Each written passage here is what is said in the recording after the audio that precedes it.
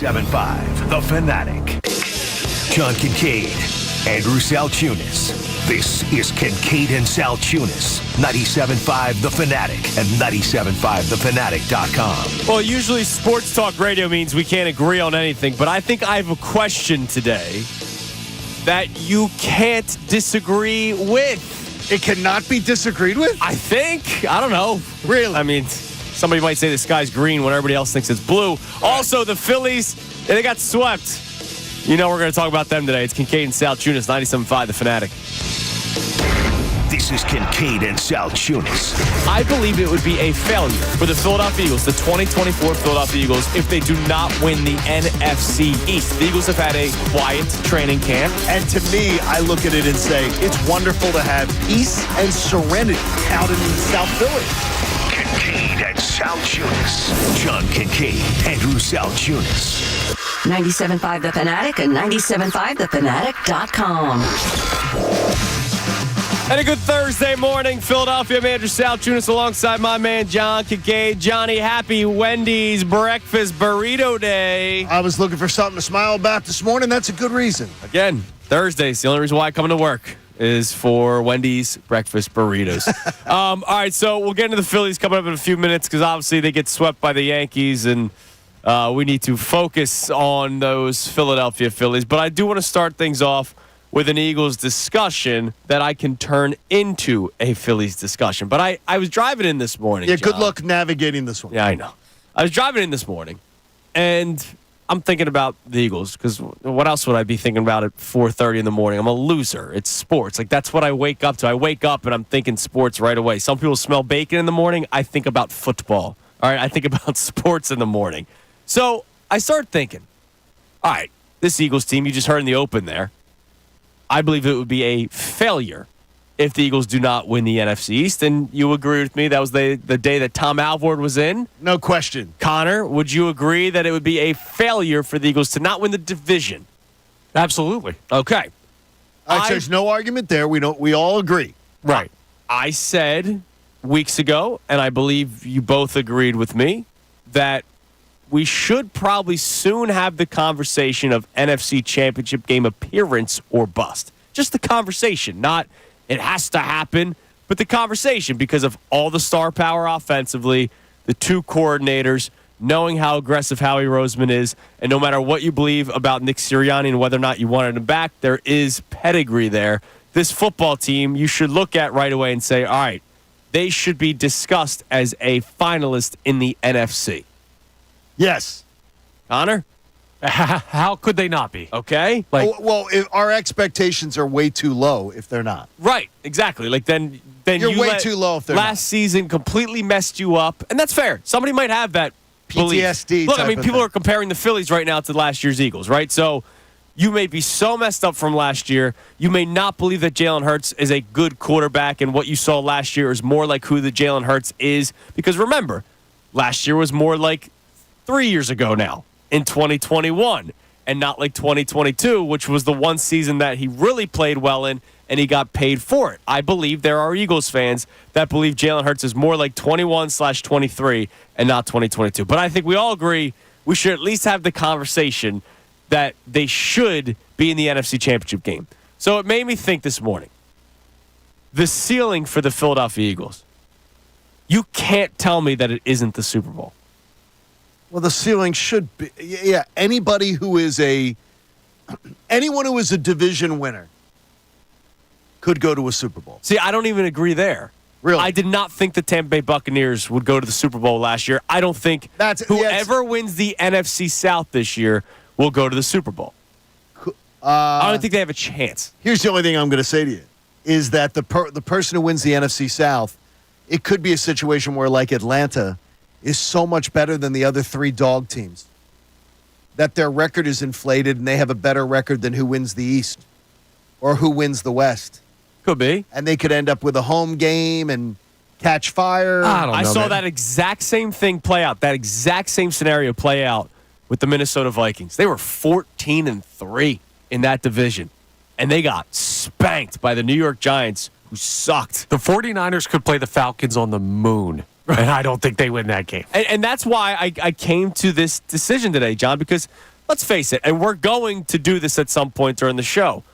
I think every single season you can look just before you even see a single game. You can go, all right, that's a Super Bowl contender, that's a Super Bowl contender, and there's more than two. All right. There's more than one AFC team. There's more than one NFC team. But there are teams where I can clearly say they have no shot at winning. They might get to the playoffs. They might win a playoff game. But I think there are teams that I can say on August 1st, happy August, where I could say there is no shot that team's going to win a Super Bowl. And if there's anybody that is saying that about the Philadelphia Eagles, I think you're just wrong. I think that's I don't think there's anybody who doesn't consider the Eagles amongst the teams that have a chance to go to the Super Bowl. We've talked about how their floor is a 12-5 season. No. I think floor to me would be 11. Okay, fine. I think floor is 11-6. That's pretty freaking good. I think floor is 11-6. I would think ceiling is 13. It's the smallest gap that I think I've ever had as far as dude, those 2 wins, that's a huge swing. It is. It very much is. But the 13 would be I don't even know if I can see this team only losing 4 times. It's not an easy schedule in my mind. It's an easier schedule potentially than last year, but I don't consider it a team that's going to go out there and just lose 4 games. I think it's going to be a battle. By the way, 13 wins would have won any division last year. Yes. You would have tied with the Baltimore Ravens in the AFC North. 13 wins is a pretty big difference. But it's an amazing season if you win 13. You look at the talent, and this is what I'm getting at. You look at the talent on this team. Obviously, there's questions about the head coach. We all have it, right? Even though you wanted him back, I'm sure you still have questions about the guy. I got far less than you and Connor had. Right. But you have questions. But I absolutely have questions about what he's going to do and how he's going to contribute. But regardless, the talent is incredible. Your 2 new coordinators are incredible. I don't see how anyone can't feel good. But we've gotten pushback a couple of times. And that's kind of what led to me having this topic today, because you and I have gotten pushback. We had the conversation about assumption, and people believe that we're assuming too many things. Yes. If you don't assume, or if you don't believe, I should say, that the Eagles' ceiling is reaching the Super Bowl, if not winning the Super Bowl, I don't think you can give me a legitimate reason other than, I think they're all going to get hurt. Seriously, I don't think you can give me a legitimate reason. Getting to the Super Bowl, there are a couple of teams in the NFC where you go, all right, the San Francisco 49ers, that's a tough team that you're going to have to beat to get to the Super Bowl. You shouldn't think that there's no shot. Yeah, there's no way. The only thing is, too, and I always hate it, is the idea is when people start discussing injury. Injury is hypothetical. Right. I don't do hypothetical, you're going to get injured so you can't pick a team to win. But I would say San Fran and the Eagles, I might say they're the only 2 in the NFC that. Wow, you're turning on your boy Jared Goff in Detroit that fast. I like Goff. In fact, I was the one telling everybody last year to watch for the Lions. I think the Lions are stepping back, Connor. Okay. And you've been saying that for a little bit. I think they're going to step, but I don't think it's going to be a major step back. But I don't think they are going to be. How about this? I don't think they'll be the 2 seed this time around. Yeah, listen, they might not win their division. Green Bay is solid. Could happen. People think. Could happen. Yeah, we'll see. And look, that's the thing. I sit here and I go, the ceiling for the Eagles is the Super Bowl. I don't think that's. I think what you're trying to do, and I certainly understand it, you're trying to get to the Super Bowl or bust, aren't you?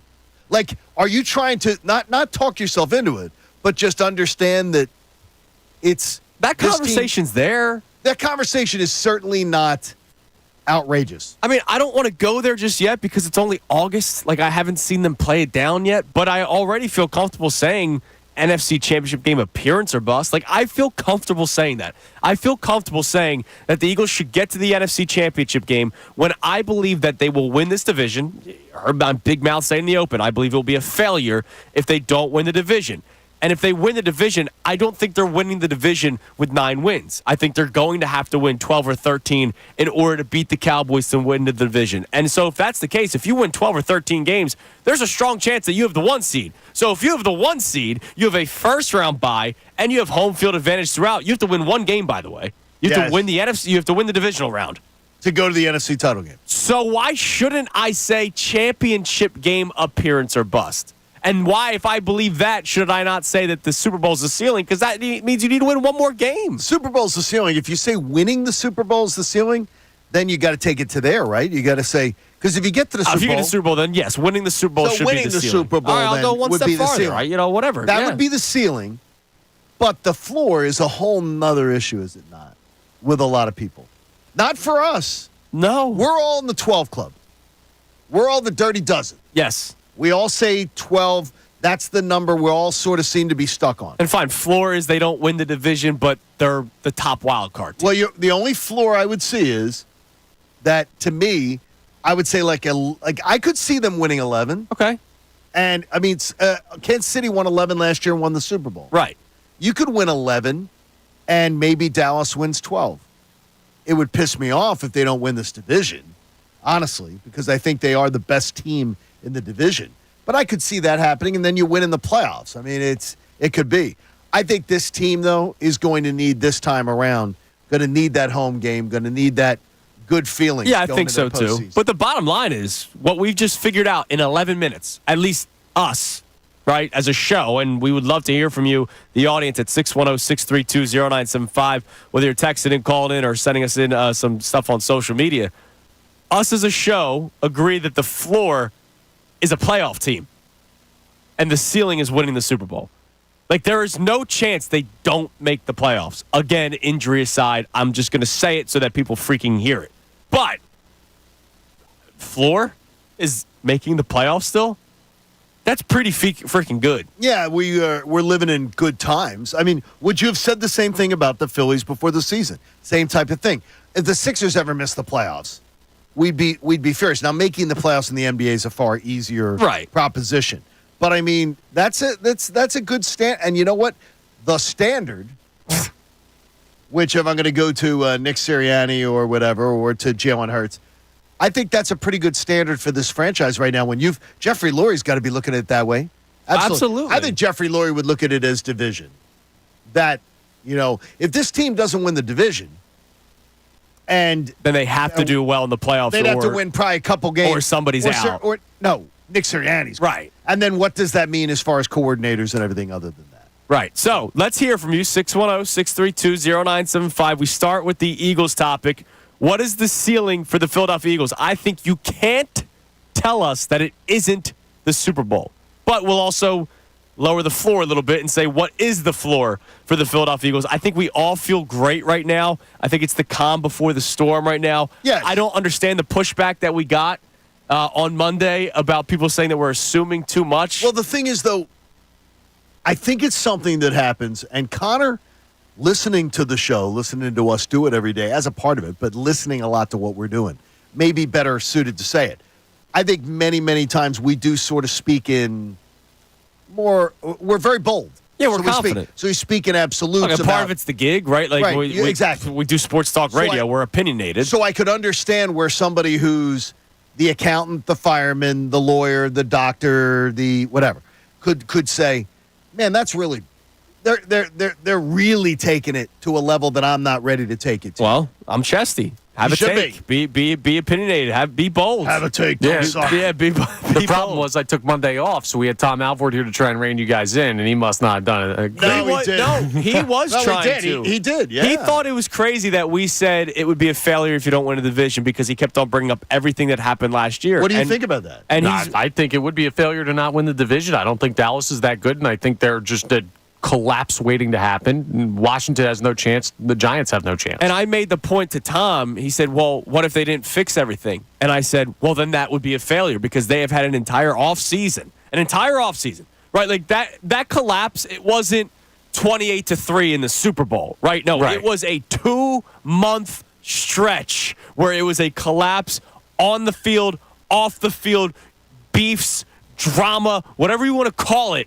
There was 2 months of crap, which led to that collapse. So they had multiple months. They had February, March, April, May, June, July, He knows August. his months. He knows his months. 7, and it will go on to 8. We will be going on to 8 months of trying to figure out the collapse. And so if they don't figure it out, they don't get to the bottom of it, they don't figure things out on the field, then it would add to me calling it a failure. Connor, he knows his months better than you do. He does. I have to go a little bit further back and count. I'm not good with that stuff. Failure, though, people got to remember, failure is not an impossibility. Like when you say it would be a failure to not win the division, or I guess when we all say that, it's not us saying, oh, it can't happen. We're saying if it happens, that means this team did not come remotely close to doing their job this year. And failure means people lose their jobs. Yes. So if the Eagles did not win the division this year, we all agree that Nick Sirianni probably loses his job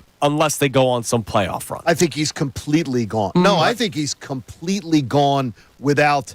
If they don't win the division, NFC title game's the only way he could save his job. Right. So you got to win two road games. I can't say that because as much as we say like Dallas is on the verge of a collapse and they got a lot of guys they got to pay, that's more of a problem talent-wise for next year for them. This year, they're still going to have the guys. Like CeeDee Lamb, we've talked to Adam Schefter about it. If they come up short, despite all this contract stuff, Mike McCarthy's out the door. No, I got you. But And Bill there's a guy Belichick named will Bill be in. Belichick. Right. I understand, but I'm saying if Dallas goes out there and wins 11 games, is that going to surprise anybody? No, because No, that's but then what the Mike Eagles need to win McCarthy 12. does. Okay, Yeah. then they need to win 12, but we just said their floor is 11. So if they both win 11 games and you don't win, or like let's say they both win 12 and you don't win the division on tiebreaker, I don't think that's fire the head coach type of performance, even if you don't make it to the NFC Championship game. Well, tell me about the playoffs, though. What happens in the playoffs? So you're the wild card. Yeah. So you're saying they win a wild card game and then lose the divisional playoff game? Yeah, I mean, you I could. think You could win a wild card and you could lose divisional on the road to San Francisco in a tight game, and I'm not firing Nick Sirianni after that. Yeah. Okay. But It's hard to argue with that. here, I'll say this. I think Howie Roseman and Jeffrey Lurie would tell you it was a failure.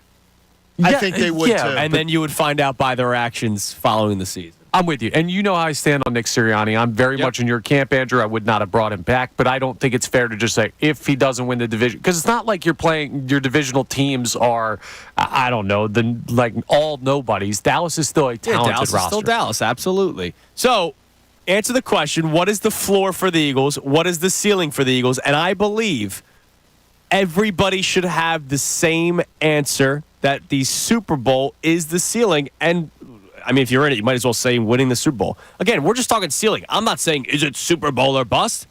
Is that the ceiling? I don't see how you can say no. Now, the Phillies. What is their ceiling? I have a question for you guys. And you know how I say I know the answer for the Eagles discussion? Okay. I don't know the answer for the Phillies discussion. And I'm going to need your help and obviously the audience's help. This one's going to be much more difficult to navigate, and I'm going to tell you, it shouldn't be. So, the Phillies, can they do anything from now until the end of the season to make you feel better? And the reason why I say that, the Phillies could begin tomorrow, when they play against the Mariners, a 30-game winning streak, right? Win 30 straight. That'd be pretty. I'm going to freaking bet cool. against it, but yes, possible. Let's say they go on a 30-game I'm going to my win Bet streak. Parks app right now. I'm figuring it out. There are people that have tweeted at us, that have talked with us on the phones, texted in, you name it, whatever form of communication, carrier pigeon, I don't care. There are people that seem like they have already made up their mind. Yes. That this Phillies team, what we're seeing right now, is going to continue to spiral out of control, or we'll see it again come playoff time, because we have seen it the last 2 years, which is correct. The Bats went ice cold in the NLCS last year. The Bats went ice cold in the World Series 2 seasons ago, right? That's true. It happened. I'm related to one of them. My brother. Okay. Doc has gone the cowardly route. Nothing will make him feel better. Oh, look at this team. Can't feel good about this team. Oh, my gosh. I can't. I do not understand these people, even the ones I'm related to. I do not understand them. I don't understand what this franchise and these players haven't shown you that tells you that they can. Bright lights. I have zero reason to think this team shrinks. Yeah. Like, there's zero reason to think. Now, we've this seen team is it gonna, twice. No. You've seen them shrink at a portion of the bright lights. Right. They've given you so many reasons under the bright lights to believe in them that, to me, I don't understand these people. I navigated some yesterday in the press box at Citizens Bank Park. I believe the having a season's conversation. over. No, just saying this team feels different. And I'm like, okay, what feels different? I don't know. And the weird thing was, a couple of guys were like, the energy and the vibes don't feel the same. Yeah, well, you know what? If they rattle off a 10-game winning streak, Boy, it'll feel great again. It'll feel great. And will the team feel different again? Yes. Let's face it, this team won 10 straight games just 2 years ago after they fired Joe Girardi. You know what I mean? Like, they have it. They can do it. But I want to ask the audience today, and Connor, I want your input on this as well coming up next at 610-632-0975. Can the Phillies do anything to make you feel better, or have you already made up your mind? Because I think a lot of you have, that there's just no shot that they're going to win the whole thing. Coming up next, you'll hear from Bryce Harper, the face of the team, and probably the face of the cold streak. It's Kincade and Salciunas, 97.5 The Fanatic. Fanatic Sports Update. Phil swept for the first time. I'm Connor Thomas, and this update is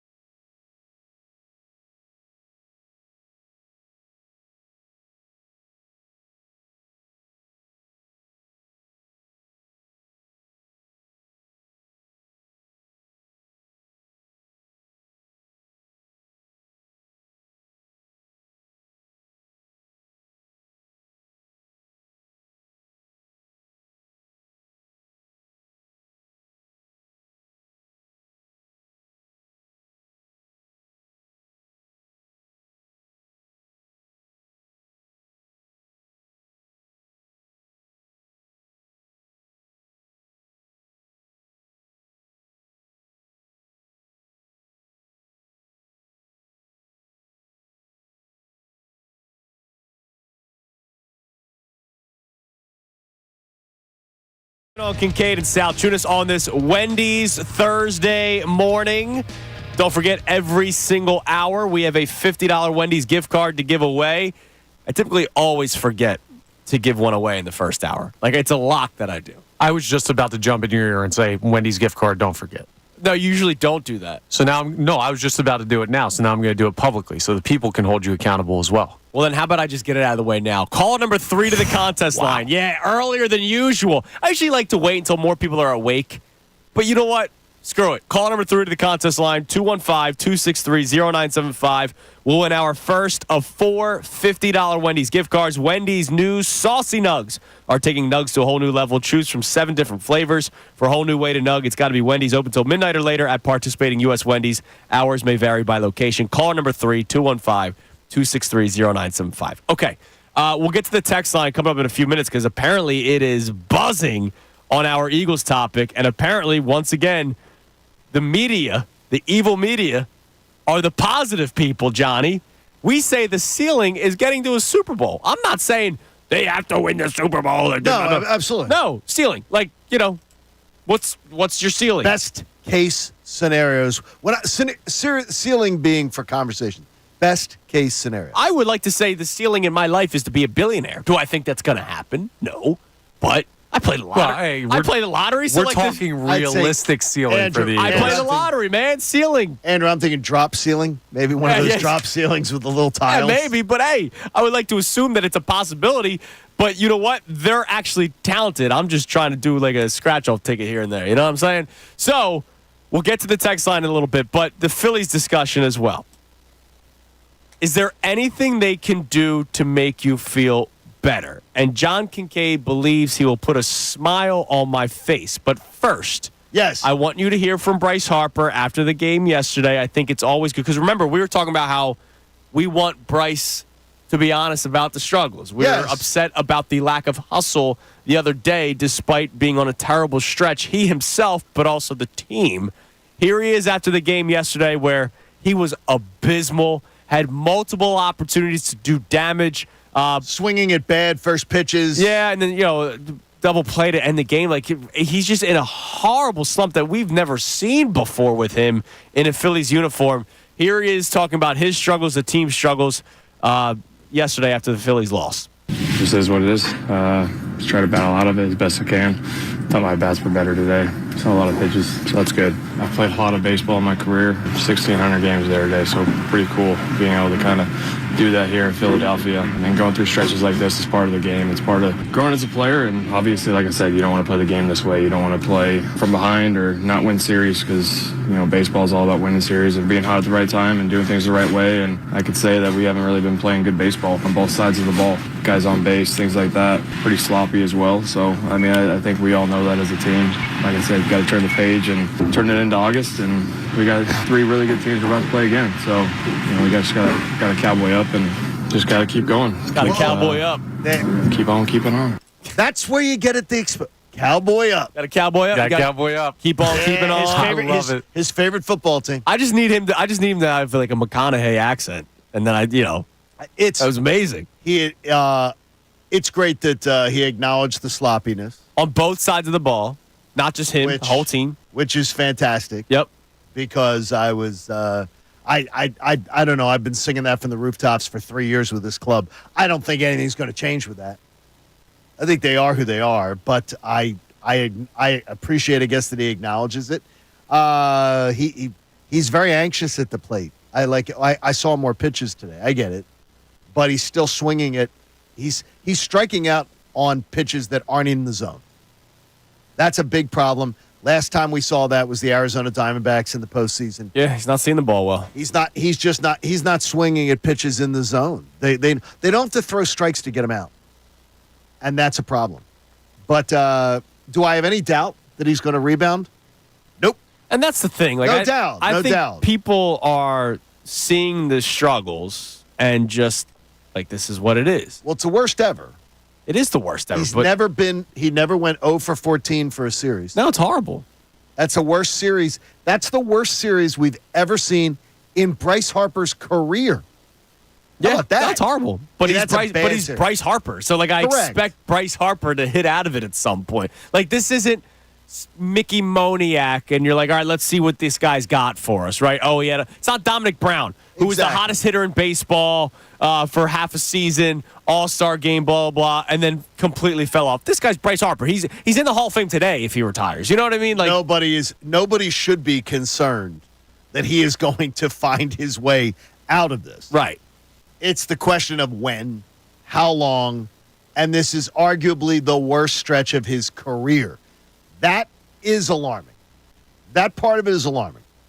That he's having the worst stretch of his career in the prime of his career is shocking. Oh. Is shocking to me. Whether it's prime or day one or day million. I think that I completely disagree. I would think a young player would have a young ascending player. This would be the worst stretch of their career. Would happen in year 1 or year 2. I would think it would happen at the end of a guy's career. Well, yeah, generally, but Bryce Harper is going to have about an 8 to a 10-year prime, and there's no it's surprising it's happening now. Okay, but young Bryce Harper did not have this stretch. Okay, yeah.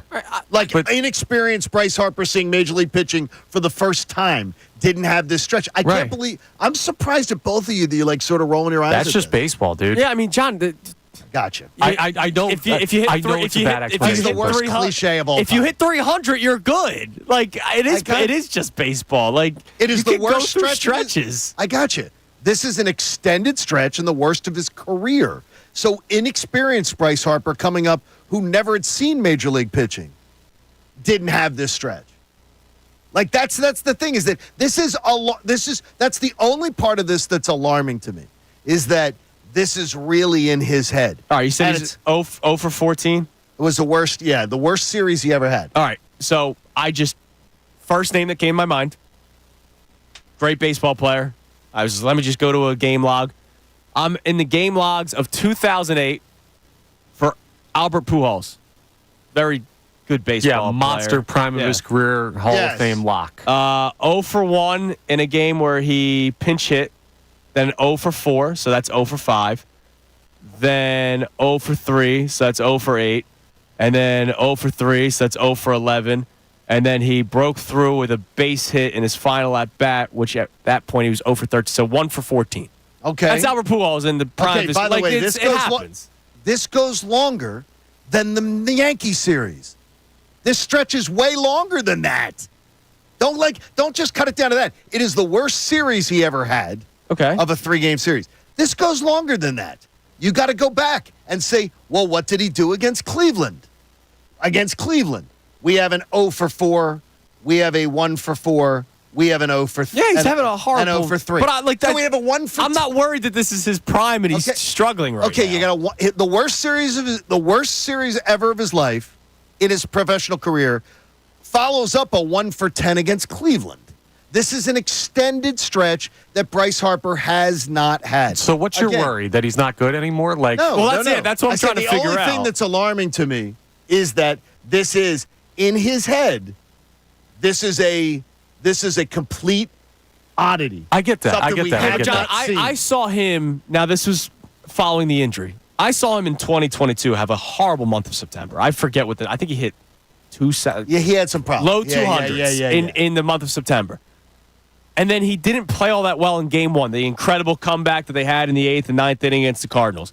I saw him hit a moonshot off of a Miles Michaelis hanging curveball in game 2 of that wild card round. And then he became the greatest player in the history of baseball from then until the World Series when he had a couple of bad at-bats. Like, Ridiculous. it took one swing of the bat. It did. And I have no question that I think he's going to come out of it. I don't understand why now he's having this. And the thing is, the mental approach, which Kruk will talk about, and Amaro will talk about, and Stocker will talk about, and everything. And they're well informed as to what's going on. This mental struggle he's having right now is the worst of his career, and I'm shocked by that. With all of the data that he has in that big baseball brain of his, this is alarming to me. If it's not to you, I get it. I will say it is it's not alarming to to me. me. Yeah, not to me. Now you said you were going to make me smile, so far you're doing a horrible job of that. Hold on. I just want to I'm doing the numbers here. He's 10 for 67 since coming back after the injury. So we are now going back since July 9th. Yeah. He's 10 for 67. Horrible month. Back. A horrible month. That is the worst of his. Again, this is the worst. I saw Trey Turner look like he didn't belong in my Sunday league for 2 months last year, and he's hitting over 300 this season. I got you. And probably Trey Turner's hitting like your Sunday league again. But hopefully he'll come back. He'll come back. Yeah, he was hitting like 348 3 weeks ago. Would have been nice if Rob Thompson had potentially thought about using him or Real Muto yesterday. But that's would have been nice. Whole nother issue in the chess match. All right, so can you tell me how you're gonna make me smile? Because you're doing a terrible job at this. I'm not hiring you to come to my kid's birthday party to make the kids smile. You're freaking me out right now. This is going to be for anybody who just wants to approach things logically. Okay. Logical John. Our own Colin Newby put up the stat yesterday, put it out there, that the Phillies just finished the second third of the season, 27-27. Okay. Where they're sitting now at 65-43. 27-27 seems like a bad stretch for a team that was 38-16 to start. Just comparing it to where the Phillies were, they were 33-21 in the second third of a season last year. They were 35-19 in the second third of a season the year before.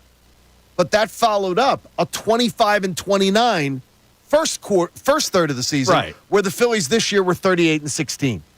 They're 5 games ahead of last year's pace. They're 7 games ahead of the year before's pace.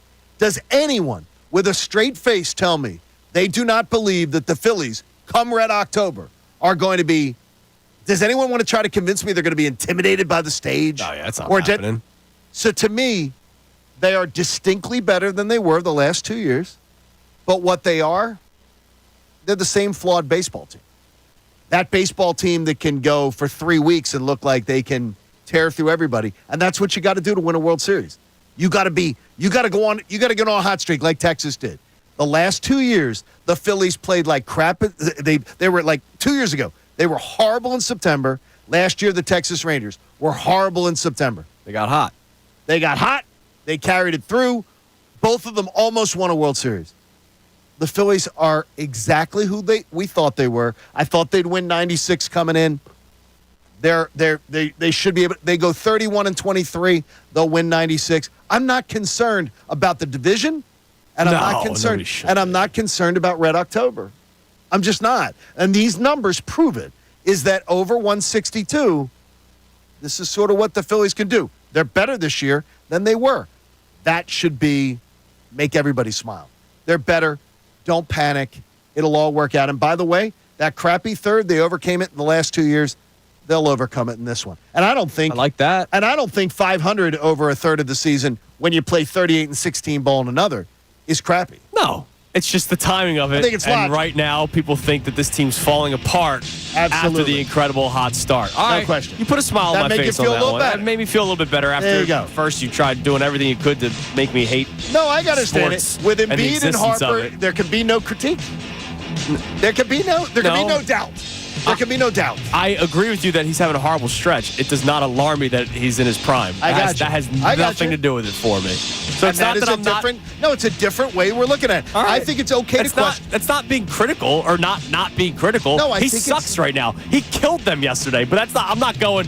Oh, is this a bad sign because it's his prime? That means nothing to me, John. I got you. All right, coming up next, we check the text line because I know it's buzzing this morning based off of our 2 topics today. What is the ceiling for the Eagles? And I believe you can't tell me that it isn't the Super Bowl, but apparently people are. And can the Phillies do anything from here on out to make you feel better about their chances in Red October? Because I think a lot of you have already made up your mind, and I think that's crazy. It's Kincade and Salciunas, 97.5 The Fanatic. It's a busy week of sports in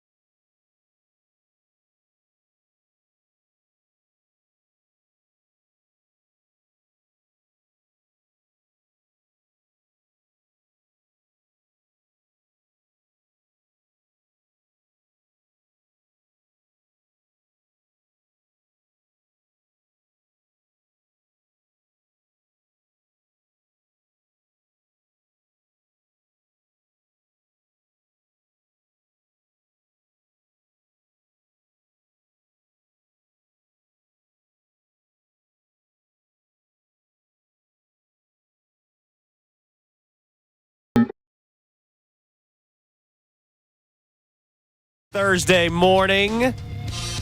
Got a lot in store for you today, by the way, guest-wise. Kevin Negandhi will be joining us coming up at 9 o'clock like he does mainly every single Thursday. He's a busy man and will be even busier soon. What does he do? He'll be even busier soon with college football right around the corner. Yes. But Kevin's going to join us at 9 o'clock. Andrew DiCecco will join us at 8:10, as he always does on Thursdays. The check-in. And he's all over training camp. He's been all over Quinyon Mitchell, which excites me. So I can't wait to hear more about how great Quinyon Mitchell's looked in camp against guys like A.J. Brown. I mean, that's the other benefit of having A.J. Brown. It makes your corners in camp a lot better because he's going up against one of the best wide receivers in the NFL. And then Steve Weiss of the NFL Network is going to be joining us at 7:30, and we'll look at a little bit more of a national perspective when it comes to the Eagles and the rest of the NFL. No, known Steve a long, long time, and I love he's very, very good at working a locker room and getting angles,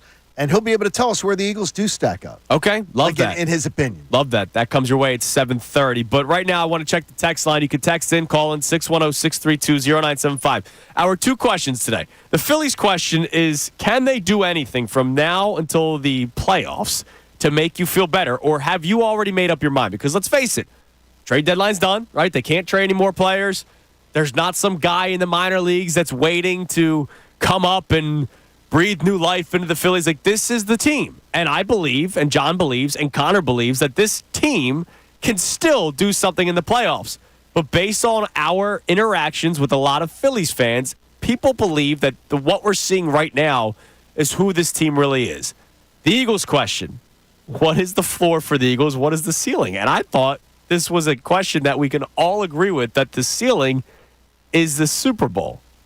Apparently the text line disagrees. Some. Okay. It's split, but the fact that we have anyone saying what Mike from Turnersville is saying is crazy. He's saying you guys have rose-colored glasses for the Eagles. I see a 7-10 record. You're crazy. Like he says, far tougher schedule. Season is all about head coach and quarterback, and I don't trust either. It's not a tougher schedule. First of all, the schedule's not tougher. So the premise, and look, I don't want to jump him, but it's jump him. He deserves it. The schedule is not tougher.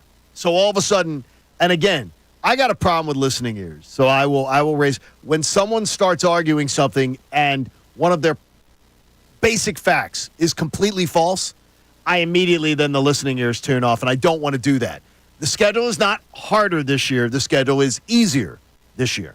So let's do that first with that premise. You're not playing a harder schedule. No, you're not. And remember last year, the whole gauntlet, we've seen tough spots on the schedule. There's no gauntlet this year. Right, it's not a 6-week stretch. They didn't put it all in one place. Look, you're playing the Packers. That's tough.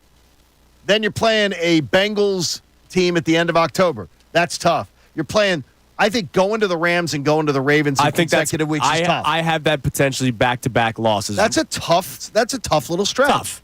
But it's not all clumped together like last year, and it's an easier schedule. And oh, by the way, I don't know what the opposite of a gauntlet is, like in terms of what word to use. I don't know. Come on, Connor, you're Mr. An Trivia. Easy stretch. Trivia. What does that have to do with trivia? After the Packers What am I, game, a thesaurus? After the Packers game, Falcons, Saints, Bucks, Browns, Giants. Okay? I think Browns is going to be a brutal game. It could be. I think that's a brutal game, and the Giants game is the road game. The Giants could still be sniffing themselves a little bit early in the season. Saquon Barkley. Saquon Barkley's running for 400 yards that game. Hey, I told you, I already got told by a Giants fan he's already betting me that Saquon's going to score 3. But Falcons, Saints, Bucks, Browns, Giants, I look at that and I go, that could legitimately be a 5-game winning streak. Those 5 games. I don't see that. I'm not saying it's a lock, but it's a legitimate chance. Could it be? Sure, I guess. Yeah. The Falcons, Saints, and Bucks, unless the defense is not even close to being ready to compete yet, I believe the Eagles could beat the NFC South. I think they could run through the NFC South of the Falcons, Saints, Bucks. And then it's Browns, Giants. The Browns are a mess, man. I don't know if Deshaun Watson, I don't know Deshaun Watson, right? Like, he could either get back to Houston form, which was dominant, right? That guy, I was ready to sell everything because you know how I am about draft picks and prospects. I was ready to trade every single piece that the Eagles had to acquire Deshaun Watson. I remember. He didn't want to come here. He wanted that fully guaranteed contract, which the Eagles were not going to give up. And he's a creep. And he's well, I didn't know that at the time. No, right? you did when he was available. No, this was the year before. There was already talk that he was not going to finish his time in Houston. once the creep stuff came out, I wanted nothing to do with the guy. I mean, he's a creep. Yes, I know. Yes. You can't. Okay, let me make it clear for the audience. I did not want him once everything that came out. No, that guy's scum. He might suck, which he has ever since he's gotten to Cleveland. And so that's another potential win for the Eagles. And the Giants in New York, whether it's New York or Philly, like I feel good about the Eagles' chances. And so he says 7 wins. That's 5 potentially right there. That's honestly. So that means they're going to win 2 games the rest of the year. I mean, to me, that's absurd. It is. All right, what else do we have on the text line? We have a first-time texter here, too. We're going to get the negative out of the way first. He says, guys, be honest with yourself. Philly is a complete loser. How many cities actually lose a Super Bowl, a World Series, an MLS championship in the same year? Neither the Eagles or Phillies are going anywhere you can book. Oh, stop that. That's so absurd. What's this person's name? First-time texter, no name on it. Come on, you guys, you got to come with the name. You got to come with the name because I got to know if I can trust you or not. I don't know what to tell you. No name. Come on. Look, I get it. It has sucked. It has sucked. I can't sit here today and say because the Eagles lost the Super Bowl 2 years ago, they have no shot of doing anything this year. That's wild. What city is good enough to have teams reach that? Not many. I'll hang up and listen. Very few. See, that's another one. I don't want to just shoot it full of holes, but what city is good enough to have all their teams be in that mix? I'll hang up and listen. There's not. Tampa. Yeah. No, not really. I mean, because they don't even have bad. Like they did when they wasn't a Super Bowl and the Stanley Cup same year, right? And then the Rays were in the World Series. Like that was pretty good. And they won 2 of them, but that's like whatever. Whatever. Exactly. Yeah, but screw Tampa. I'm looking for something, right? Like, yeah, no, that's a crazy. That's text. Yeah, whatever. All right, we'll continue the discussion. I promise. We'll get more of your reaction to our topics. At that. Man, I am just surprised at that. Again, am I taking crazy pills? I thought the media. You guys, all you want to do is run players out of town. I hear that every single day. But apparently not the last couple, John. The last couple of days, we're the beacons of hope. We're the positive. Why? You know? I don't like this. I feel uncomfortable. All right, coming up next, we continue the discussion. We reset the show. Also, coming up at like 7:10, we'll get into the discussion. Okay. I have a question about Saquon Barkley that I want us to discuss. And I'll tell you the question is right now. Have we talked about him enough? Really? We'll get into that later on the 7 o'clock hour. It's Kincade Salciunas, 97.5 The Fanatic. Fanatic Sports Update.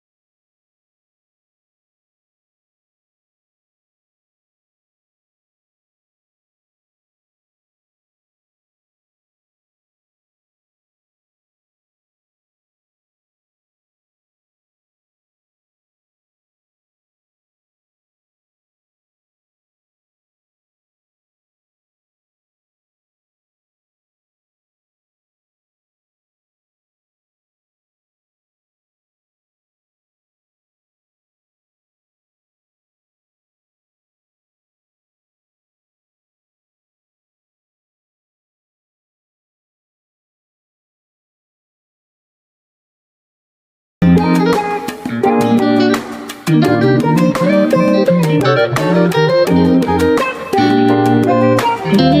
Salciunas on this Wendy's Thursday morning. Another $50 Wendy's gift card will be going out the door at some point this hour. We'll tell you when you can call into the contest line. I could use Wendy's right now. I'm starving. I think, yeah, dude, this guy, Connor, I'm not joking. His stomach is gurgling. I can hear it with my headphones off. A lot of noise is going on in that I studio. did not- Yeah, well. I did not eat. I ate the last meal I ate was probably third inning yesterday at the Phillies. Oh, jeez. Okay, yeah. Well, that was why a no long- dinner? Are you all right? Because they had the cod yesterday, which was delicious, by the way. And so I just think, and I'll have ice cream at the Phillies occasionally. Frankie got the hookup yesterday. 2 scoops. Took care of it, and I wasn't feeling for dinner. So All right. now I'm starving. I had 9 stuffed shells at 9 o'clock. I had a pint of Ben and Jerry's after basketball baby. last night. Well, I yeah, earned it. After we ball, you guys you know. went and burned 700, 800 Right, yeah, calories. that definitely Maybe helps. more than that, dude. That We were helps, man. sweating. Yeah, it's gross. All right, so here's what we're talking about could today. sweat doing the show, though. I could. I'm a sweaty man. You are a sweater. Here's what we're talking about today. When it comes to the Eagles, what is the floor and what is the ceiling? And I believe the ceiling, there should be no argument that the ceiling is reaching, and if you want to say winning the Super Bowl. I'm not saying this is not a Super Bowl or bust discussion. This is not, do you believe the Eagles will win the Super Bowl 6-1-0? No. Right. We're talking about ceiling. What is the furthest the Eagles could possibly go in 2024? And the furthest they can go is the Super Bowl. There are teams that I can say with confidence today will not go to the Super Bowl. Do a little quick little thing with me here. Cowboys, can they go to the Super Bowl? They can go to the Super Bowl, yes. Giants, Commanders. No. Okay, so you have 2 that can't. Packers, They can go to the Super Bowl. Lions, Yes. Vikings, Bears, No. Falcons. No. Saints. Don't even bother with The that whole division. division. Don't even Yeah, bother. NFC South. Don't No. waste time. 49ers, yes. Yes. Rams, I feel comfortable saying no, even though I shouldn't. Seahawks, Cardinals. No. Okay, so you've given us the 49ers, you've given us the Packers and the Lions, and you've given us the Eagles and the Cowboys. That's 5 teams where And I they're believe that's their ceiling. And by the way, 7 teams are making the playoffs. Right. I mean, And there's probably more teams in the AFC than the NFC. yeah. There will be, and we'll But to me, continue to that's- go through that. That's but- wild, though. Yeah. Is that it just tells you where the people who are being super negative, there are 5 teams legitimately. By the way, your 5 are exactly my 5. I may go Rams, but Rams would have been an iffy. And oh, by the And- way, that doesn't mean I think if you ask me who has the best chance out of those teams, That's that's a different different. question. No. And I would probably say San Francisco or Philadelphia. I think San Fran has the best If I were to chance. go with the power rankings among those 5 teams, I have a team at number 1, I have a team at number 5. But the question of the day is, what is the ceiling for the Eagles? And there are people that are actually giving pushback on me saying the Super Bowl, on John saying the Super Bowl, on Connor saying the Super Bowl, and I think that's crazy talk.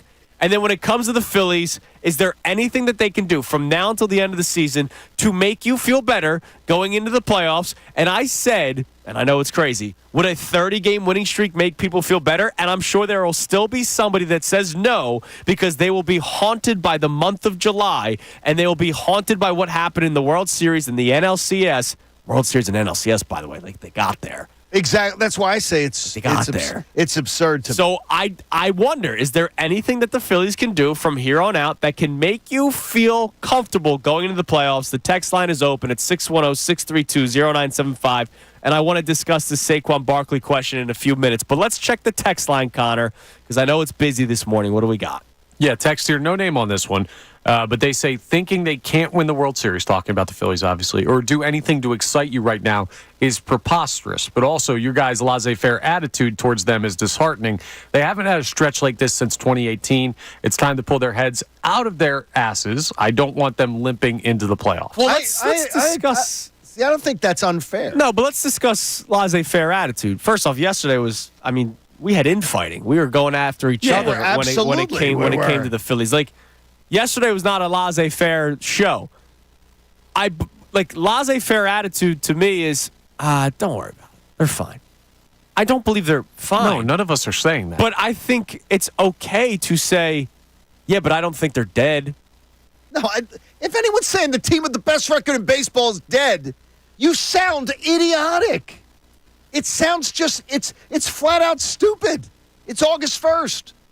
Like, that's just stupid. That's being completely reactionary. Right, absolutely. But Completely some may reactionary. take that as us being laissez-faire. I don't. When I hear that text message, I wonder, all right, what is it that we're doing that's laissez-faire? Like, I'm not sitting here saying Bryce Harper's cold streak, ignore it. No, call him on it, but it's okay to say he's Bryce Harper. I expect him to bounce out of it. I've already complained about the hole that is center field. Brandon Marsh striking out again in another big spot yesterday. He's just not. Like, there are things that I look at and I go, that's an issue with the team. But when Nick Castellanos was batting 180, I told you I expect him to finish around 240, and he's there right now. And he had a big game yesterday. Like, the team is who, as you said, John, they are who they are. They are. There's flaws, there's concerns, but ultimately there's also a ton of talent. I wrote a piece for the web this morning, and I just said for the website, check it out. It'll go up later. That they are who I thought they were, and that's okay. That's okay. I mean, it is exactly what I thought they'd be. I didn't think they'd play 700 ball for a whole season, and they're going to end up. I still believe they're going to end up exactly where I thought they would in spring training. Absolutely. All right, that's important. Give us one more text, and then we'll go to the phone line. All right, we got another text message here. No name on. Oh, Joe. Yeah, Joe checks in. That's perfect. Hi, We Joe. finally got a name on one of these. He says the Phillies win a few series and everyone will be back on board. I was willing to lose money for a win yesterday, so I bet the Yankees to reverse mush, and I'm not making it a habit to bet the opposition. That's our man Rune A right there, Joe. I saw his tweet yesterday that he was doing that for Philadelphia. Now he's making a lot of money right now. So he's doing the mush. Yeah, but he's making a lot of money. And hopefully I respect the reverse mush attempt. Yeah, But and then hopefully at some point the Phillies win. And then he doesn't bet against the Phillies. He just stops betting. And then that would be that. All right, let's go to Mitch in Phoenix. What up, Mitch? How you doing today? To tell you the truth, I'm looking at the Seattle Mariner roster. I don't recognize one player, but that might be my problem. That's probably your problem. I don't think it is, Mitch. I mean, it's not. They're one of the most anonymous teams in Major League Baseball, but they're pretty good. Yeah, they're a good baseball team. Yeah, they're a little above average, right? Yeah, about that. Yeah. Okay. They're a playoff team. I'm also taking a look at the team that the city that I live in, which is the Arizona Diamondbacks. They've come alive lately. Not only did they win again last night, I believe the game before that they won 17-0. Okay. So what's my point? Yeah. That's what I was going to ask. Yeah. So we got teams around the league that are doing good, but not great. We have the Philadelphia Phillies that we were saying at one point, this might be the best Philadelphia Phillies teams we've ever had. This might be the best starting rotation that we've had in a very long time, and the bullpen looks solid. The only suspect of the Philadelphia Phillies, and I'm concerned about Harper and his cowboy-up attitude, but to be honest with you, I don't have a lot of confidence in the manager. Well, I can understand. I got to tell you, I can understand it. Thanks for the call, Mitch. Like yesterday, there was nowhere you could have used JT Realmuto to pinch hit. there probably was nowhere you could have used. There was a big spot where Garrett Stubbs came up to bat. And, I mean, there's nowhere you could have used Trey Turner. There probably was. And it makes no sense. Well, It makes some no sense. Unless they believe off day is total. Oh, we got to give you an off day because it's going to be too excruciating to get up there and swing. Stop. We don't know how tired the guys are. They also have 10 straight games coming up without an off day on a West Coast road swing. Also, so he can't pinch hit? Also, the reason he might be doing it, the Phillies have not been good pinch hitting this year. They've been horrible. At all. They don't have a single RBI. Let's say part of the equation for why these guys are sitting is because mentally he wants to give these guys a break from the struggles they've been in. It doesn't help them to go up there cold and face a pitcher in a big spot and get out and kill the confidence more. So he may just say, just wipe it. We're not playing you today. That is so going. You know what? We think Garrett Stubbs is better in this situation than playing. That's not what I just said. No, that's but not that what is that's not no, what you're remotely saying. what I'm saying. No, but you're saying is that That's what he's doing. His actions do that. It's not. I literally just explained something totally different from that, and you're ignoring it. You didn't. No, what he's saying is, at that point, is I have to give him a day off, a full day off. If this team, you can't pinch hit on a day off. That's absurd. It's absurd. Well, hold on. It's not just pinch hitting because Stubbs came up in the 7th, so then Real Muto would have to catch the rest of the game. Oh, my gosh. Like, seriously, with a day off today. I mean, are you serious? Are you trying to win? Yes, John, we're very serious. Are you trying to win? I'm asking Rob Thompson. I'm not asking you. I'm asking Rob. Are you trying to win a damn game that you would leave? You never go to Trey Turner. You never go to JT Real Muto? He just texted us. He said he's serious. It's absurd. It's absolutely absurd. No, he said John's on to me. I'm trying to lose on purpose. No, it's absurd. It's stupid Me and strategy. Pete Rose have been hanging out a lot recently. No, it's stupid strategy. I can't believe you're going to sit and argue that. Like, if you're going to argue that one, that's not, you're going to go with Garrett Stubbs in big spots. You're going to go, or no one's saying Garrett Stubbs is better than JT Remuto. That's not what Rob Thompson's saying. Again, he would have to catch the rest of the game, and maybe they wanted to avoid that yesterday. I know, maybe they did. Yeah. There's things you don't want to do in this losing streak right now, and a chance to win games. Put that crap aside. You got to put it aside at that point. What? So you can steal one win from the Yankees in July Yes, when you're still still very confident in their divisional prowess and everything. Yes. So what does that game do for you? You try to win a game. You try to change the attitude. You got all the mopey faces after the game. A win? How do you think that clubhouse would have been after a win after being down 4-0 against the Yankees? They would have felt better. They probably would have felt better. They would have been blaring music. They would have been smiling. They would have been like, this is great. You had a game that was there for the taking, and you left two of your better bats on the bench completely. You played the longest game by hours and minutes in Major League Baseball this year the night before. Okay. You turned around in a quick turnaround for an early start, 12:35. What did the Yankees do with the same game, same situation? Are they? How was their roster? They're on a little bit of a hot streak right now. And so are they wanna going keep on a rolling. 10-game West Coast road trip after that with no They breaks? had a day off today. Okay. There is a complete day off. It is absurd that you're sitting there going, they needed the full day off. At that point, you try to win a game. You try, again, urgency is not his game plan. Why does he have to be urgent? Because you do want to break this losing streak. They've talked about it. In pregame yesterday, he talked about it. They could break the it importance tomorrow. Of trying to get out there. Or the next they could. day. Right. They Play could. a lot. But you're trying to break. Have some urgency. Try to break it. Do that. I can't believe you would argue that point. All right. I'm going to bring this up on a more positive note. What's that? Have we talked about Saquon Barkley enough? No. No. I'm sitting. No, we haven't. We really haven't. I'm sitting here this morning before the show started. And I'm just kind of, I like to check out all the websites, the local websites, the national websites. And I forget even which article it was, but there was an article that I was reading of the biggest acquisitions of each team.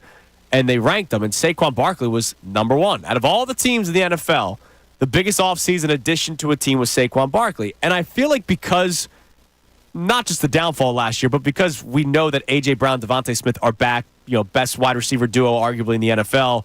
Dallas Goedert and how his role might increase now that he's in the Kellen Moore offense. We expect Jalen Hurts to be better than last year. We're so focused on the defense. Like, will it be the biggest reason why you lose games this year? Blah, blah, blah. Like, we're so focused on the defense that I almost feel like we're just like, oh, great, Saquon's here.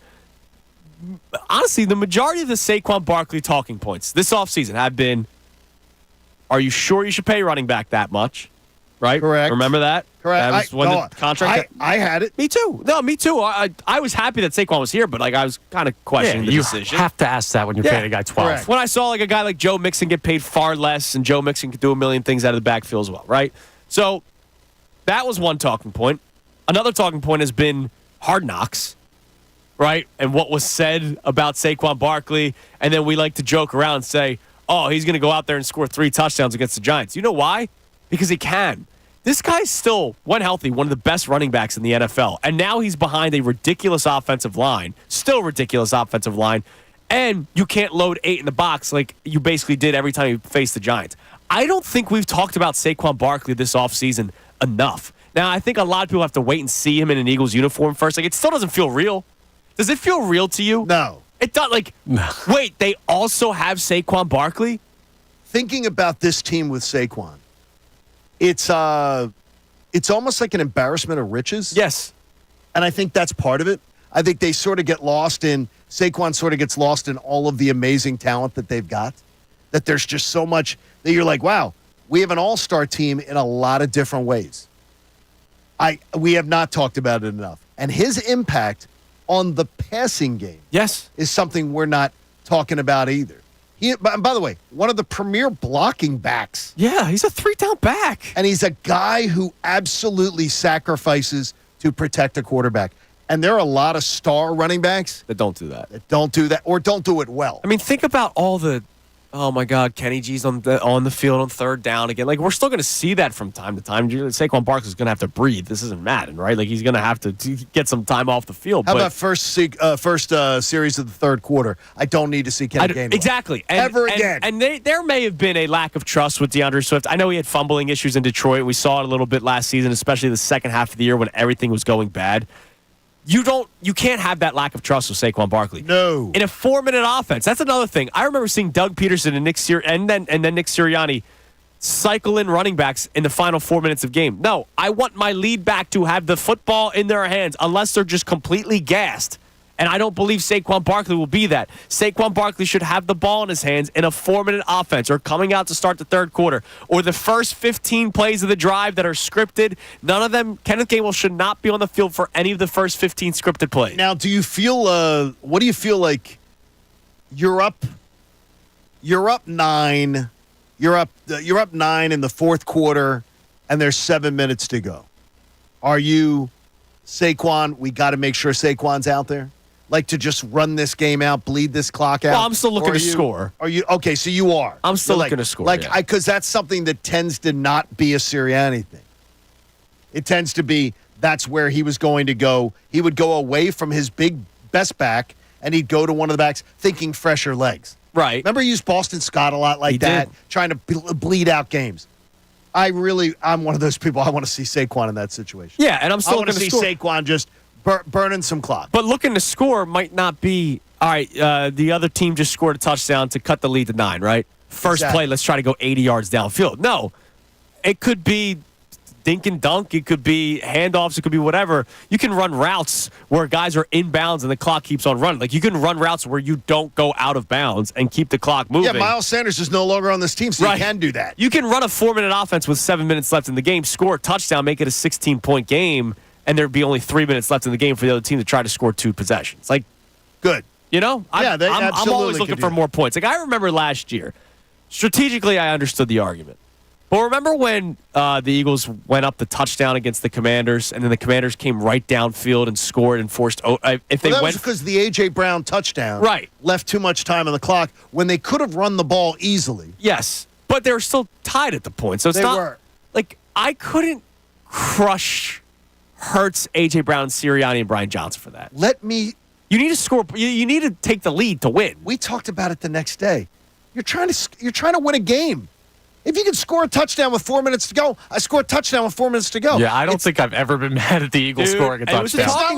It's not like you're on, and it was. It was a whole day on this radio station. People were saying that they should have. Oh, they should have bled the clock. Guess what? I want points. Yes. If a passing plays right there for the taking, give it to me. And by the way, more plays also means more chances of a turnover, like fumbles. I think what people talked about there, and we've gotten a little obsessed with it as a fan base, is the Brian Westbrook was so smart in that Dallas game. Diving down at the 1 yard line. He dove down at the 1 yard line. That people were like, A.J. Brown's going for stats, going for a touchdown. He caught the ball right there. I mean, I don't know what people want. I want points, and then I'll deal with my defense at that point. Like, if you don't trust your defense at that spot, that's not the problem of the people who scored the touchdown. No, exactly. And I believe if Washington, if Riverboat Ron goes for 2. If he goes for 2, I think they win that game. Right? I think they probably do. That game. But like, how could somebody be critical of like Jalen Hurts seeing an open receiver down the sideline? You can't pass. Oh wait, I can't throw it to my wide open star receiver who's going toward the end zone because I got to be worried about the clock. Like, that's asinine to me. But anyways, you can't cancel. You can't miss that one. Now you don't have to do it because you can bleed clock with Saquon Barkley. And I don't think we've talked about him enough this offseason. And I think a lot of it's like we got to wait and see him first at Eagles Green. Like, I see the Photoshop jerseys and all that kind of stuff, and I still don't believe it. Like, I won't believe it till I see him doing it week 1. But, dude, this guy could be a monster. Is he your biggest weapon? On offense. He might be. It's either him or AJ. You can't count a quarterback. Is he your biggest weapon? Probably because he can do backfield and catching, whereas A.J. Brown's just catching. Who does more for who? Whom? Does A.J. do more in this offense to make Saquon valuable, or does Saquon do more to make A.J. valuable? I think A.J. for Saquon just because of Saquon's career. Right. He's been used to 8 guys in the box. No question. Right. You can't do that against the Eagles. A.J. Brown has been successful facing double teams. Saquon Barkley now might have 4 down linemen and a nickel defense. Stop getting me so excited. Dude, like, I can't wait, and I don't think we've talked about Saquon Barkley enough. I think we celebrate when they signed him, even though we questioned the contract, and then we kind of moved on. Dude, training camp's so much fun. And we get a national perspective on it coming up next. From the NFL Network, Steve Weiss will be joining us at 7:30. Can't wait to talk about him about everything Eagles and the rest of the NFL. Still a lot more in store for you on Kincade and Salciunas, 97.5 The Fanatic.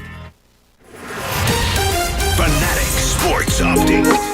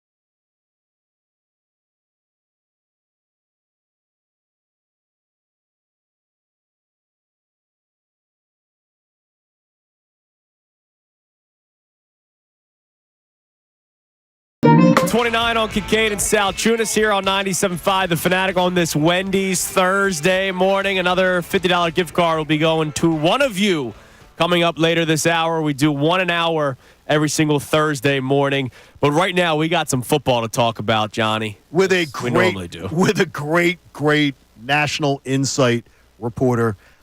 Someone who has been on the front lines as a local beat reporter, national reporter. You see him all the time on the NFL Network. Steve Weiss coming on with us. Yeah, he's incredible. Fantastic. And, of course, speaking of the NFL Network, Inside Training Camp airs daily through Wednesday, August 7th. I love that stuff when they bounce around. They do all the different training camps. There's a lot of cool stuff. Steve's got a lot of polo shirts and stuff. Well, he's on the Comcast Business Hotline right now with us. Steve, good morning. How you doing? Morning, guys. Hey, John. I want to make sure I got to send you one. It might be worn, but I'll make sure to get you. Well, I wouldn't be shocked if it was worn. But Andrew, we spent a lot of sweaty training camps together. Nice. That sounds worse than it is. But many hot training camps in the South together, Steve, and it was always a pleasure. Well, Steve, speaking of training camp, I kind of just had a realization right before we got to you that we have not talked about Saquon Barkley enough and the addition of Saquon Barkley. And I think part of it is we haven't seen him yet in an Eagles uniform on the field, and we also haven't, we have A.J. Brown, Devontae Smith, and Dallas Goedert already, so it's kind of an embarrassment of riches. But the addition of Saquon Barkley, how much more dominant can this Eagles offense be?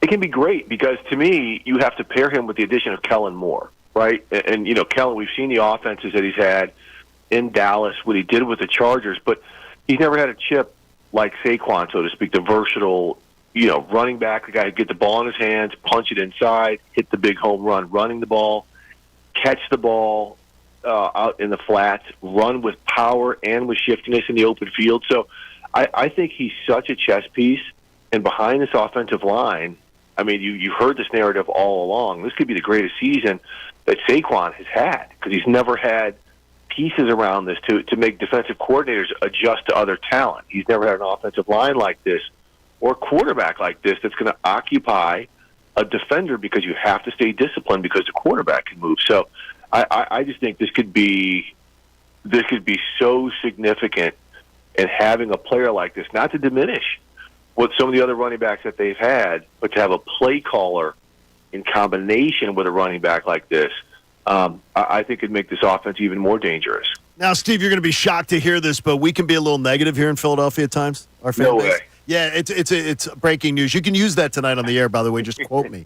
But it's shocking that there's a lot of people who are very sort of still skeptical that the Eagles will be able to rebound and will be able to overcome what last year was that big collapse. When you look at the landscape of the NFL, and you're rounding around training camps right now among some of the better teams in the NFL, how do you think others see the Eagles, and how do you see the Eagles compared to them? Well, I mean, look, it's to sit there and say it's going to be tough to rebound. It is. I mean, that's a tough collapse, right? That's a tough thing for a lot of people to get over. You've seen what's happened to the Falcons, since that Super Bowl loss. But the thing is, the talent and the bar for the Eagles is much higher than a lot of other teams, and I do think in adding Fangio on defense, Kellen Moore on offense to coordinate things is going to help. Look, the talent is there. The toughness is there. To me, this is not, a top-to-bottom super tough division where every game is going to be a war. But the Eagles are going to get everybody's best shot. So it's going to be tough. You look around, the conference, the Niners are still going to be there. Detroit's going to be there. The Packers are going to be there. We'll see about the Cowboys. We'll see about some of these other teams, but I think Philadelphia's biggest concern has to be among themselves. Can they sustain? Can they play at a high level and compete at a high level for 17 games? We saw last year they couldn't. A lot of things fell apart. That's going to be their challenge, and I'm sure you guys are going to hold them accountable once they get to week 10 and 11. Like, okay, now's when you have to be playing your best football, not just hanging on to get to the postseason. What's a realistic ceiling for Jalen Hurts this season? Oh, man, why does he have to have a ceiling? I just think, realistically, we can sit here and say, okay, 4,200 yards, 25 passing touchdowns, 6 rushing touchdowns, but we just don't know how it's going to be used. And I think that's something that's going to be formulated as the season goes along. How do you incorporate Saquon? Instead of maybe doing the tush push, you get the ball to Saquon. I think the biggest thing is to protect the ball. Don't turn it over. Don't give the other team opportunities to score. And just to continue to excel as the dual threat that he is. I mean, statistically, that's what I'm saying. You can't put a ceiling on him, but I just think it comes down to wins and losses and making a deep playoff run in a conference that's not as tough as the AFC, but is very top-heavy in terms of being balanced with talent and great coaching. You know that I can get a little over-analytical at times. My partners certainly know it here, Steve. But I'm looking at Kellen Moore, and I see the fact that he has not had great success at time of possession. His teams don't tend to – they end up – his average is 21 in his 5 years of calling plays. Should that be a concern? No, because you have to look at all the other factors in a lot of this, right? When he was in Dallas, what's one thing that the Cowboys did better than almost every team in the NFL? They took the ball away. So a lot of times he's playing with short fields. So instead of saying they don't hold the ball for a long time, they might have scored a touchdown because they were starting from the opponent's 35.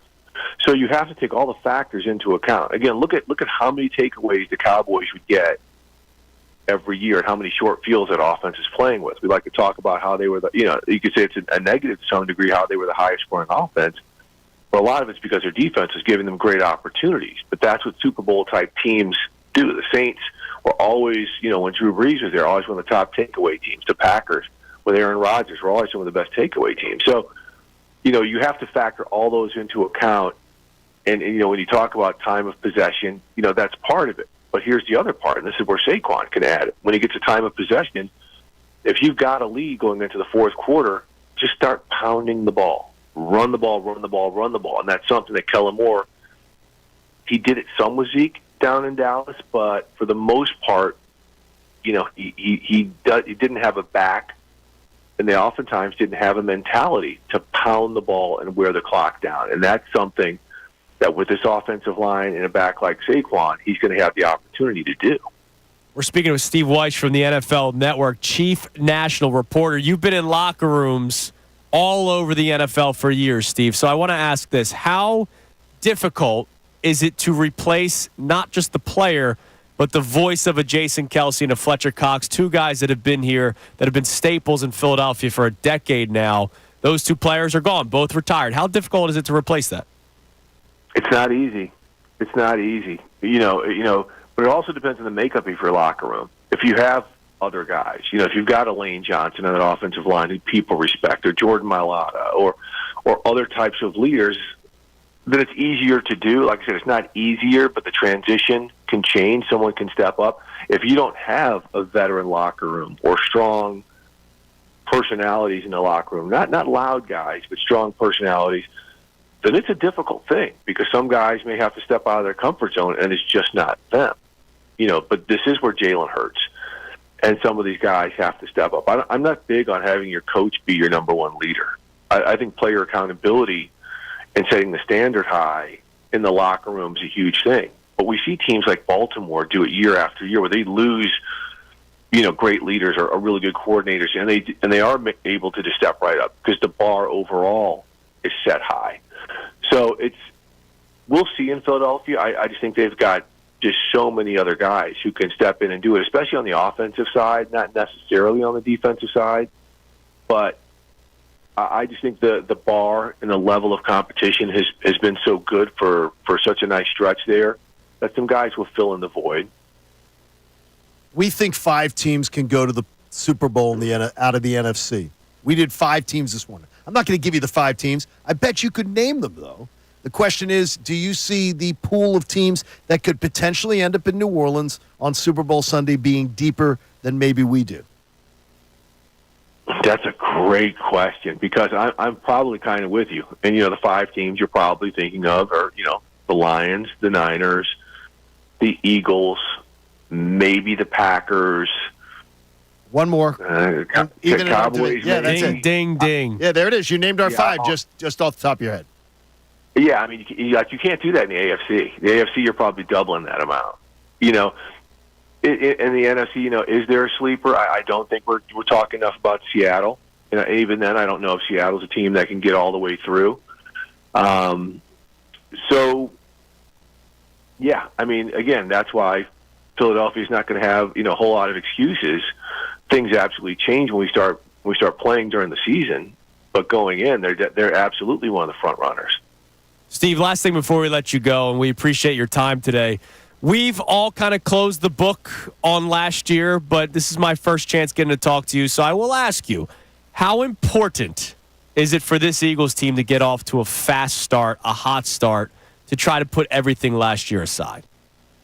I think that's a great point, but I think it's more important so they can work on getting home field. We know the NFC home field is a huge thing, and everybody really wants it there because most of the NFC teams are better and they're built to play on their home fields. But I think to get that taste out of their mouth is very huge. But I'm sure there's also going to be people like you guys reminding them about the collapse of last season. Why would you suspect that we would do that? How well? I mean, it's a hunch.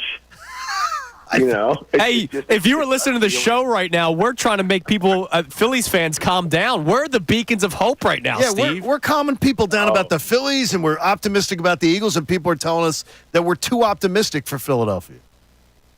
Hey, man, it's always sunny in Philadelphia, right, guys?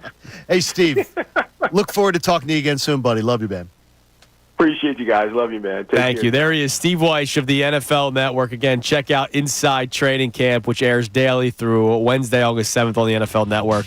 Always great stuff. He's a great man, that's Steve Weiss. Steve Weiss's wife and my wife grew up less than a mile apart. Oh, that's awesome. Kingston, Jamaica. How about that? Weird coincidence. Unbelievable. Great dude. Coming up next, we kind of get back into our topics. We get to your text reaction again. Still to come, Andrew DiCecco at 8:10, Kevin Negandhi at 9. And at some point next segment, your next chance to win a $50 Wendy's gift card. We got a lot more in store for you on Kincade and Salciunas, 97.5, The Fanatic. Now is the time to become a fanatic.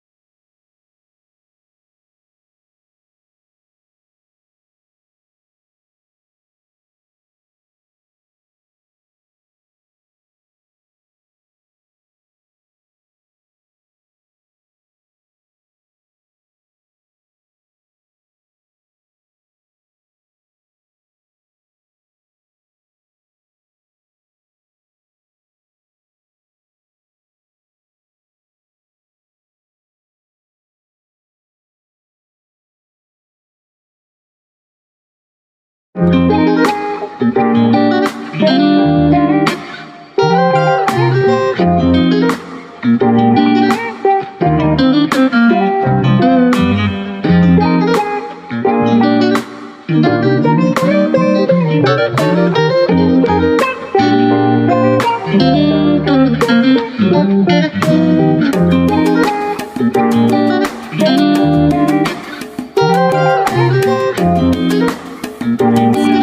on 97.5 The Fanatic, 747. So how about it? Let me guess, John. Caller number 7 Yes. to the contest And line it's a right plane. now. And it's a plane. I know.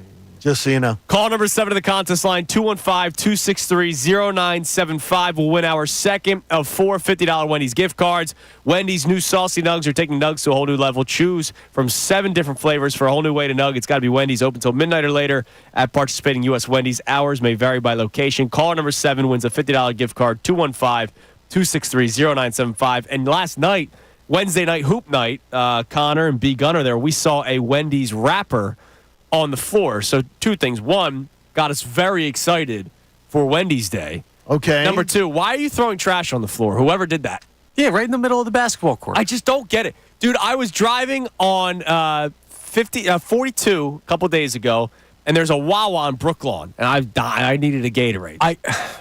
Finish the story. Sorry. So I get off, and I'm at a red light, and there's a woman in front of me that just threw something out the window at a red light, right? What? I saw her look in the side view mirror to see if I saw it, and I was just going, "What are you doing, lady?"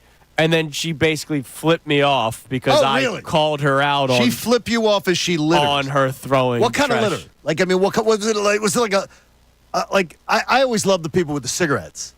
No, it wasn't. Tossing their no, cigarettes it was bigger, out at the it was light. bigger than a cigarette. It was like a wrapper of some sort. Oh, that's terrible. Balled up. Now, Yeah. Why didn't you just throw that in the trash can when you get out? She was going to the Wawa. I was behind her. like, you could have thrown it. Oh, so when you saw her, did you walk in behind her? No, she kept her head down.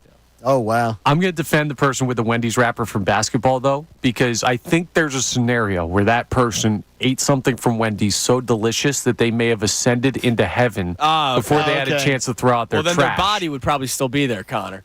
Yeah, see, the body would still be there because the body's was just a gone. vessel. Come on, Yeah. man. The body is just a vessel. I say I don't That's believe your amazing. story. The flipped off person that I got you flipped meet. off for, yeah.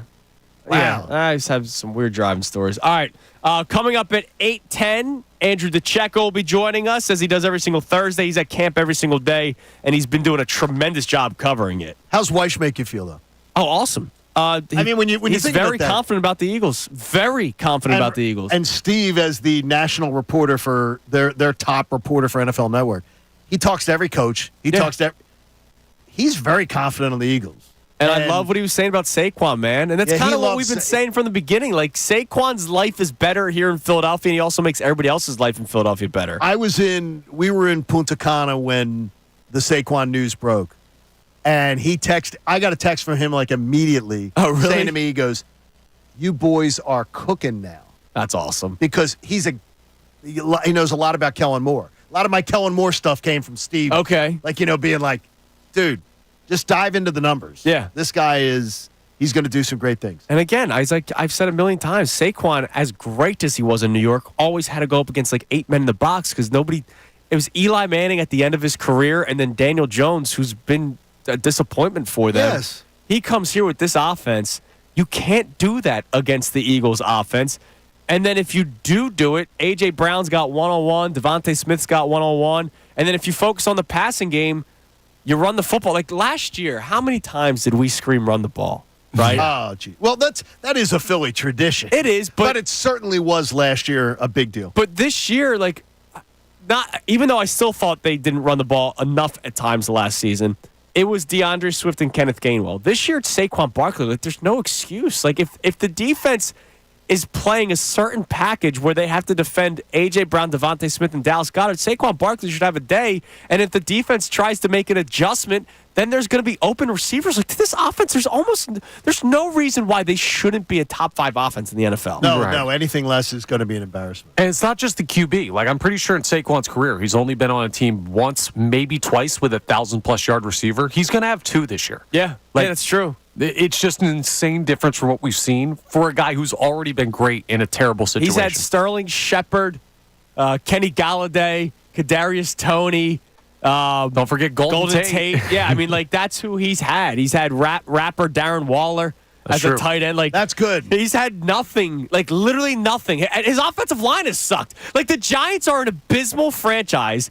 Somehow won 2 Super Bowls as a child, and that's why they're my most hated team. But they're an abysmal franchise, and he was still putting up numbers. Imagine what he's going to do here, and I feel like we haven't talked about that enough. All right, what do we have on the text line about our topics today, Connor? We have a lot of people still checking in on the Phillies, trying to figure things out. I like what Jamal from West Philly is saying. You might remember he's the guy who said he's having trouble sleeping recently after Phillies games. He told us, good morning, still having trouble sleeping. The Phillies were swept by the Rat Yankees. I had to edit a word out of that. And now I'm drinking at 7 a.m., but still go Phils, baby. So it sounds like Phils. Always go Phils. It sounds like a little liquid courage might be having him still believing in the team. Yeah, I mean, look, it was crazy. DJ LeMahieu going off yesterday when he's had a horrible season this year offensively. And someone may have made a joke to Michael Kay about LeMahieu's batting before the game. So it's that person's fault. It might have been some idiot. May have made a joke about that. Yeah. He all of a sudden had 6 ribbies yesterday. That was pathetic. I think he had 13 going into the game, something like that. Know what though? I loved how Sanchez battled. Yeah, I love how he battled. Judge. I love how he battled. I love that whole thing. And then more importantly, though, and again, you're gonna, get on me about attacking Thompson on a decision. I would absolutely a million times after a million let Sanchez have that another at bat, one more batter to finish out that inning before I would have gone to the bullpen. That's probably fair. Yeah, I'll hate take that my argument. chances, and I think he's a better pitcher, so I would have taken my chances. I was shocked he did that. Yeah, and he did it, and it cost them. They lost. And Bryce Harper grounding into a double play. Well, that cost them, too. Here's the thing. There has not been one constant to the losing.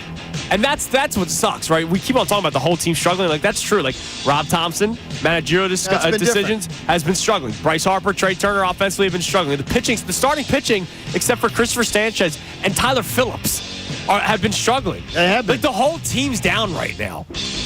That's why at some point it's got to get back either at the elite level they are playing or at least kind of find a middle ground. And that middle ground is still a very good baseball team. 8 o'clock hour is ahead. We have Andrew DiCecco at 8:10, and we have today's headlines with Connor Thompson at 8:05. We'll check out some of the texts before both of those. Coming up next, Kincade Salciunas, 97.5 The Fanatic. Fanatic Sports Update. The Phillies lose their 4th straight.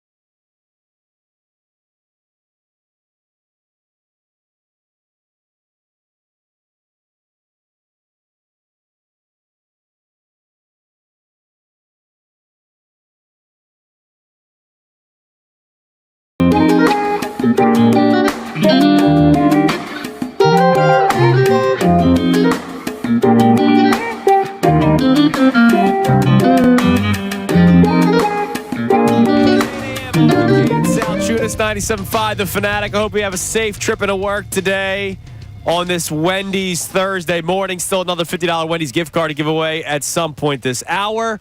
In 10 minutes, Andrew DiCecco from Inside the Birds will be joining us as he does every single Thursday at 8:10. He's been doing a tremendous job covering the Eagles at training camp. He's been just tweeting glowingly of Quinyon Mitchell, so I can't wait to talk to him about it, get the first-hand account I'm of excited how about good it. Quinyon Mitchell's been at camp, man. It's great. And then also today's headlines with Connor Thomas coming up in about 5 minutes. But I want to get back to the text line. I want to hear from the people. Our two topics today, one Eagles, one Phillies. The Eagles question, what is the ceiling for the Eagles? Not what do you believe will happen this year? Is it Super Bowl or bust? What is the ceiling? I believe nobody should say the Eagles' ceiling is not the Super Bowl. This team's too good. Way too good. I'm not saying if they don't make it to the Super Bowl, this season's a disappointment. We came up with 5 teams. We came up with the Eagles, the Niners, Lions and Packers, and Cowboys as the 5 teams whose ceiling should be considered the Super Bowl. Right. The Eagles' floor, we have 11-6. Like our floor isn't Mine's 4-13. And mine may be different than yours. Yeah, I'd say 12. 11 is the floor, 13 is the ceiling. For regular season wins and losses. Regular season wins and losses, that's it. By the way, that's the smallest disparity I think I've ever had for an Eagles season. Because you expect them to be dominant. I expect them to be really, really good. It's just a matter of how good. Right. And 11 to 13 wins is 12 to 13 is actually a huge jump. Yeah, it is. That's a big deal. Bottom line is your floor and ceiling is a playoff team. But the overall ceiling, it should be, in everybody's opinion, a Super Bowl team. And we've had people that have pushed back. We had a guy texted in 7-10, which is crazy. The national reporter from the NFL Network, Steve Weiss, who talks to every coach, talks to every player, you could hear him. He's incredibly confident that the Eagles are going to be right there. And by the way, the Jalen Hurts answer stood out to me. The whole, why is there a ceiling on Jalen Hurts? And we'll talk about it later on. The respect for Jalen Hurts maybe is much more outside this jurisdiction. It might be. Now, look, when I say ceiling, again, I have Patrick Mahomes. No, I got you. On his own pedestal. But, I mean, MVP would have been, in 22, would have been Jalen Hurts if he doesn't get hurt in that Bears game. I agree with you. He would have strolled to it. Yeah, I think that's true. And then the Phillies discussion, is there anything that they can do from now till the end of the regular season to make you feel better? Because I believe a lot of you have already made up your mind. Can you be swayed back to a positive, or do you believe this is who they are and this is what they will do come playoff time? Because I see your tweets. We see your texts. We hear your calls. We see your emails. We see them all. I might not respond every single time. I see them, and I know how a lot of you think this is who they are, and I think that's crazy. But maybe your mind can be changed. 610-632-0975, the number to text and call in. What do we have on the text line, Connor? A lot of people still figuring out how they're feeling about the Phillies right now. I got to thank Pete from Allentown because he texted in with some very kind words. He was discussing what John and I were arguing about before, about Rob Thompson's handling of the lineup in the game yesterday. And this is Pete? Yeah, this is Pete from Allentown. What's up, Pete? He says, Hi, Connor, Peter. Stop being such a homer and defending Rob Thompson. John Kincade is 100% right. You're an absolute idiot. Rob Thompson has Very always nice been the number one problem with the Phillies. It's not by mistake that he never had a managerial job until he was in his 60s. See, I think that's crazy. It's not a mistake. Again, that mistake managed the team to a World Series and an NLCS in back-to-back seasons. Did he make mistakes? Yes, he did. But to say it's not a mistake that he wasn't a manager until he was 60, that's crazy. That's insane. I would tell you again, though, is that I believe Rob Thompson's greatest strength, and by the way, it's strong. And being down there yesterday, talking to some people around the Phils, his greatest strength is the ability to keep people calm over 162. Yeah. Everybody together. Players feeling that they're heard. I still say, strategy-wise, I think he is mediocre at best, strategy-wise. And that is but I don't think there's a, with you. Okay, That's the thing, because just like the win-loss record, he can't be mediocre and win that many games. You're like, how is it possible? You could have one of the top 5 rosters in baseball and win a ton of games. You can. I think Joe Torre to me. But Girardi couldn't win with this team. Joe Torre to me he didn't have this roster. He had the exact roster Rob Thompson took to the World Series in 2020. Yeah, literally the exact same roster. No, I'm talking about right now. He didn't have a bullpen like this. He didn't have Trey Turner like this. He didn't have there's a lot of things he's got right now. What I'm going to tell you is I think Joe Torre was one of the worst strategic managers I ever watched. Ever. But the record book's going to tell you, boy, he's a great manager. I thought he had the best team. He had a better roster, and he won a lot of games. There's a lot of college football coaches. I say it all the time. They win a lot of games, and I think Dabo Swinney is a terrible in-game strategist. James Franklin. But he throws – James Franklin. But you know what they're going to do? 8 out of 12 games a year, they're going to throw out a far better player at almost every position than their opponent. Okay. I don't go by that. I go by in-game strategy, and you could argue the last 2 years, there's a lot to question when the game's and I could say the last 2 years he managed his ass off in games in which they won. So we'll get to that. You could. All right? Because let's not act like he just said, here's a lineup, let's go win. It's 8:05. Time now for today's headlines with Connor Thomas. Today's headlines with Connor Thomas. What up, Connor? Jumped the gun on the intro there. What's up, boys? I'm just excited because we got some great stuff for you today. This is going to be a cool, calm discussion where we can all be on the same page. Uh-oh. Sure. Yesterday in the Olympics, Team USA played South Sudan to a rousing victory for the red, white, and blue. It was very efficient. Played well. Joel Embiid played 0 minutes. He did not play in the game. All right. Your guys' thoughts? Does that bother you at all? Do you question anything? Does it make you worried? Or do you just say it's whatever? Here's the thing. Again, the worry thing, I'm not worried about anything. That's my thing. When you and I were having our back and forth the other day about his production so far in the Olympics, I'm not losing any sleep over any of this. He's playing with 11 other of the best players of the United States of America, right?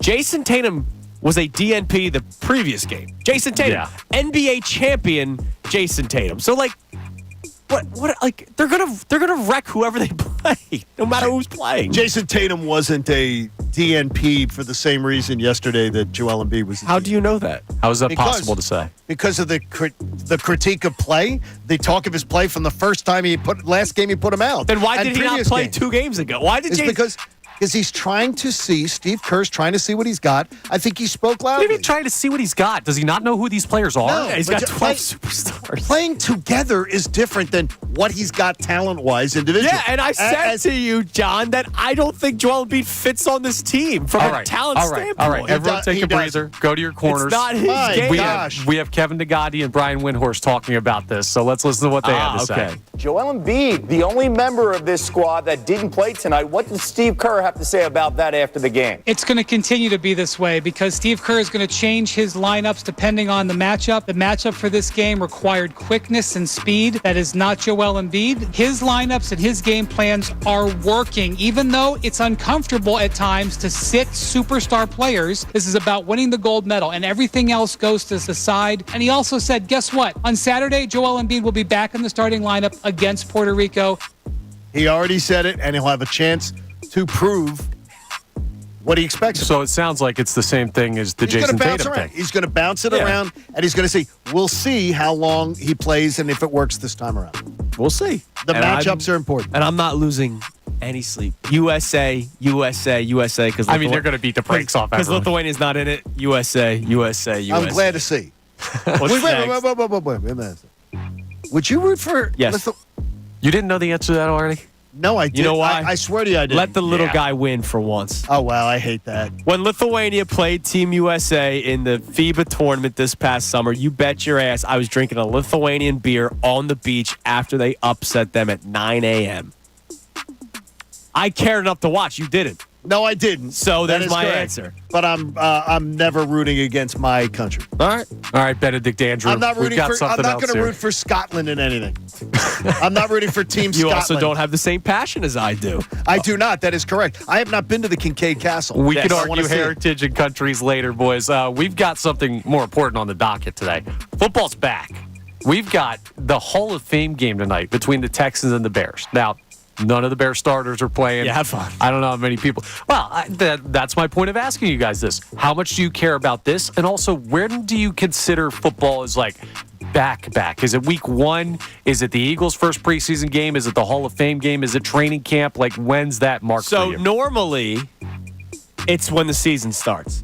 Because the last couple of years, the Eagles have made me feel that way. Okay. Because they go, we don't care about preseason. We don't practice. We don't play in preseason games. Sure. The fact that they're actually doing a preseason football season started day 1 of camp for me this year. Okay. The Hall of Fame game means absolutely nothing to me unless the Eagles are in it. Because there's no start. Like, none of the stars are playing. The only reason why I will tune it on today is to see football. But I could have done that during the CFL, AFL, XFL, the Arena Football League, Pee Wee Football League. Like, I could have done that anytime. I will watch 10 to 15 minutes of tonight's action. And you might Probably. still be wasting 10 to 15 minutes of your life. Connor brought up a great point, though, to see the kickoffs. That's cool, I think it's going to be really interesting to see how that looks. But to me, and again, the 9th, the 15th, and the 24th of August, when the Eagles play, I will be absolutely anxious. Oh, yeah. Just saying, please, nobody get hurt. Health-wise, right. Yeah. But upside of tonight is you get to watch people hit each other, and you're not worried about whether or not the Eagles are going to have healthy players. So Yes. I just want to see someone take someone's head off. Does that make me a Neanderthal? Maybe. Yes. All right, let's wrap up with this, something that we've been asking for today's show. What is the floor for the Eagles? What is the ceiling for the Eagles? And I believe everybody should have the same answer, that the Super Bowl is the ceiling. And, I mean, if you're in it, you might as well say winning the Super Bowl. Now, I'm interested because I think the ceiling could be even higher wins-wise. Like, we're all in the same boat. Super Bowl is absolutely on the table for this Philadelphia Eagles team. But I think their win total I could see them winning 13, 14 games. Yeah. Like, I could. Is that crazy to say? No, I don't think that's crazy. Because I know, John, you have them at what? 13 is your highest? 13's the highest, 11's the lowest, and I think they're going to be 12. I'll put it this way. Already bet on my Bet Parks app over 10.5, over 11.5. Okay. I don't have the guts to say over 12.5.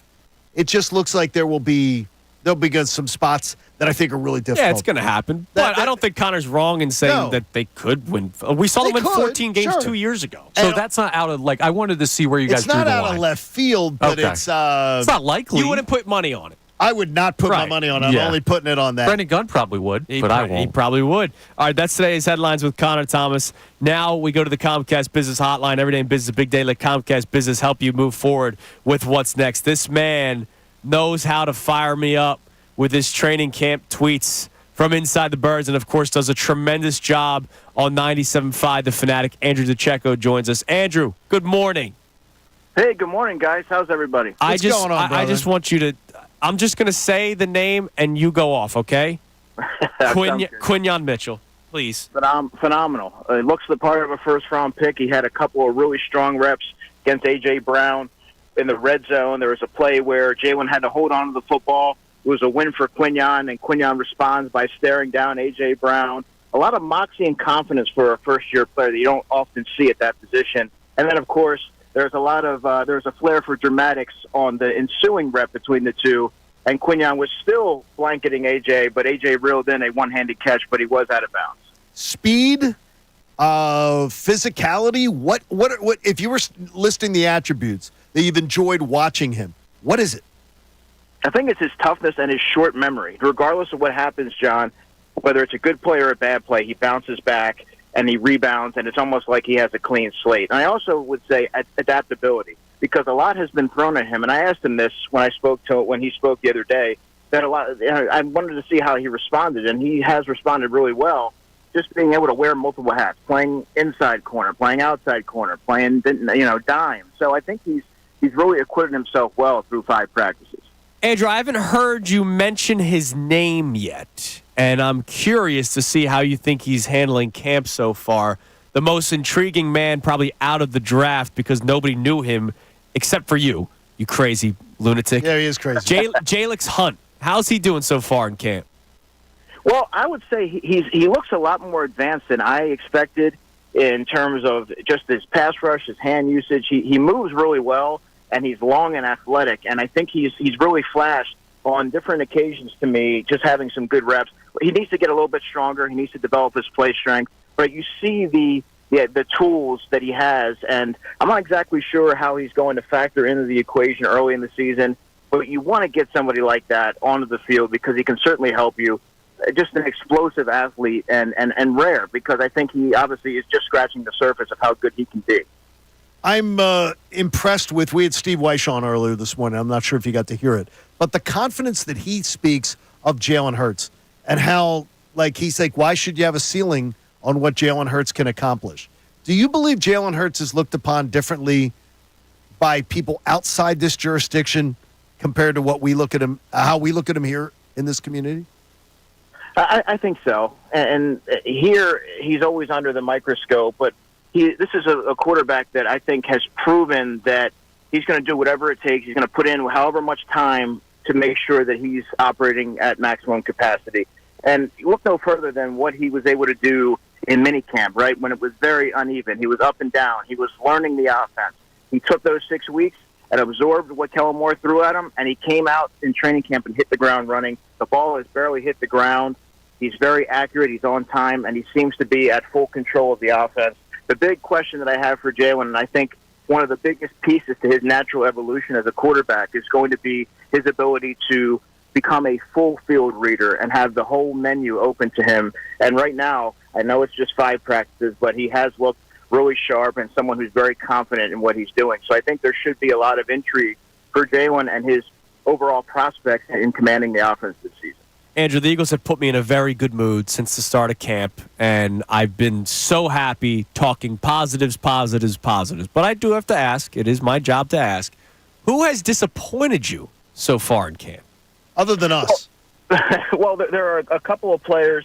Well, I would say Tyler Steen due to injury because he had an opportunity to really step in and run away with that role. But Mekhi Becton has looked well in his absence, and with somebody with that kind of athleticism and size, sometimes that's all you need, and he might be able to really gain some ground there. But looking at it in terms of players who have had the opportunity to be on the field, I would say C.J. Uzomah, the veteran tight end who the Eagles added in free agency, because a lot of folks, myself included, kind of expected him to overtake, kind of have a firm stranglehold on that second tight end spot. Oh, me too. And that really just hasn't happened, guys. He doesn't move really well. He's had some drops, and he's been leapfrogged by Grant Calcaterra, as you heard Kellen Moore say on Saturday. Grant Calcaterra is the number 2. So I don't know what that means for C.J. Uzomah, who he's 31 years old. He's had a couple of different knee injuries. He doesn't really move well, but he is a really good blocker. So I think that he still has the inside track at that third spot, but it's certainly not a lock. And then Ainias Smith, the rookie. Ainias Smith was a player who had a lot of intrigue. He's coming from Texas A&M. He's that short slot receiver build. He has good stop-start steadiness. And a lot of folks think, we envision him being able to be plugged right in and having an early impact. But he struggled with some drops. He muffed some punts in the spring, and then he's had some drops and really been up and down through training camp so far. So that's somebody that I'm sort of keeping an eye on to see how he performs when the lights are on in the preseason. Okay, you've had another week to consume looking at this team and how training camp is going. Do you really feel this is a more intense camp? And I'm not just talking about guys doing cardio. Is this a more intense football camp than you've seen under Sirianni already? I think that's fair to say, John. You're seeing a very fast and efficient session. They're a little bit longer, but there's very little wasted time. Guys are going from different period to different period, and there's a noticeable intensity, and you started to see that get ratcheted up when the pads came on, and they just have a little bit different, bounce in their step this year. They seem like, and I think a lot of that has to do, at least defensively, to the addition of C.J. Gardner-Johnson, who radiates energy throughout the defense. They're also a lot faster this year, so I think you see guys flowing to the football, and offensively, they're getting the best of the defense at times. So I think all of that competition is really, lending itself to a much more intense, fast-paced training camp practice. I think one of the biggest battles we're still paying attention to is that second corner spot, even though we know how highly you think of Quinyon Mitchell. Vic Fangio said maybe Mitchell could even play on the inside. What are you seeing so far in camp? Is he getting more slot corner routes, shots at practice? Is he going to the outside with Keely Ringo and Isaiah Rodgers? What are you seeing at camp? Yeah, it's a great question. One of the biggest storylines I've been monitoring through the first 5 practices, Andrew, and I think Quinyon actually figures in as a nickel. He hasn't done anything to force the coaches to lose confidence in him. He's been able to grasp everything that's been thrown at him, and I think he utilized the opportunity with Cooper DeJean being injured for the I guess the next couple weeks still with a hamstring injury. If you're the Eagles, you're trying to find a way to get your first-round pick on the field. He has immense talent, and he really he doesn't look out of place at the nickel role. But the question that I have now is who becomes the outside corner? If you're asking me, I think the clubhouse leader is Isaiah Rodgers right now, although Keely Ringo has had 3 days of the 5 with opening with the first team to Isaiah Rodgers 2. I just think Isaiah's been the more consistent player. He closes on the football fast. He shows good recovery speed, and he's had an awful lot of pass breakups. Quick answer. Are you more positive on the Eagles' chances from what you've seen in training camp? Yeah. Than going in. Okay. I like hearing that. Yeah, that See, fires there's us some up. positive. Andrew, Easy answer. You're the best, man. We appreciate it as buddy. always. Thanks for joining us each Thursday, and we'll talk to you again next week, okay? Appreciate you guys. Look forward to it. There he is, Andrew DiCecco from Inside the Birds, and, of course, doing a tremendous job here at 97.5 The Fanatic. And he's going to be joining us a lot more when the season comes around. We'll tell you all about that. Yeah, absolutely. We'll be bugging him constantly. Oh, yeah, he better be ready. All right, coming up next, I want to get back to this Rob Thompson thing. Good. Because you're not alone in your feeling of Rob Thompson. I also do believe he doesn't get enough credit at times for other managerial moves. Sometimes I think we think about the most recent thing. Sure. So we'll talk about Topper. We'll talk about the Phillies. We'll get to your texts about the Phillies. The Eagles conversation is also on the table. What is the ceiling? What is the floor for the Eagles? And if you don't have the Eagles being in the Super Bowl as your ceiling, I think you're crazy. It's Kincade Salciunas, 97.5 The Fanatic.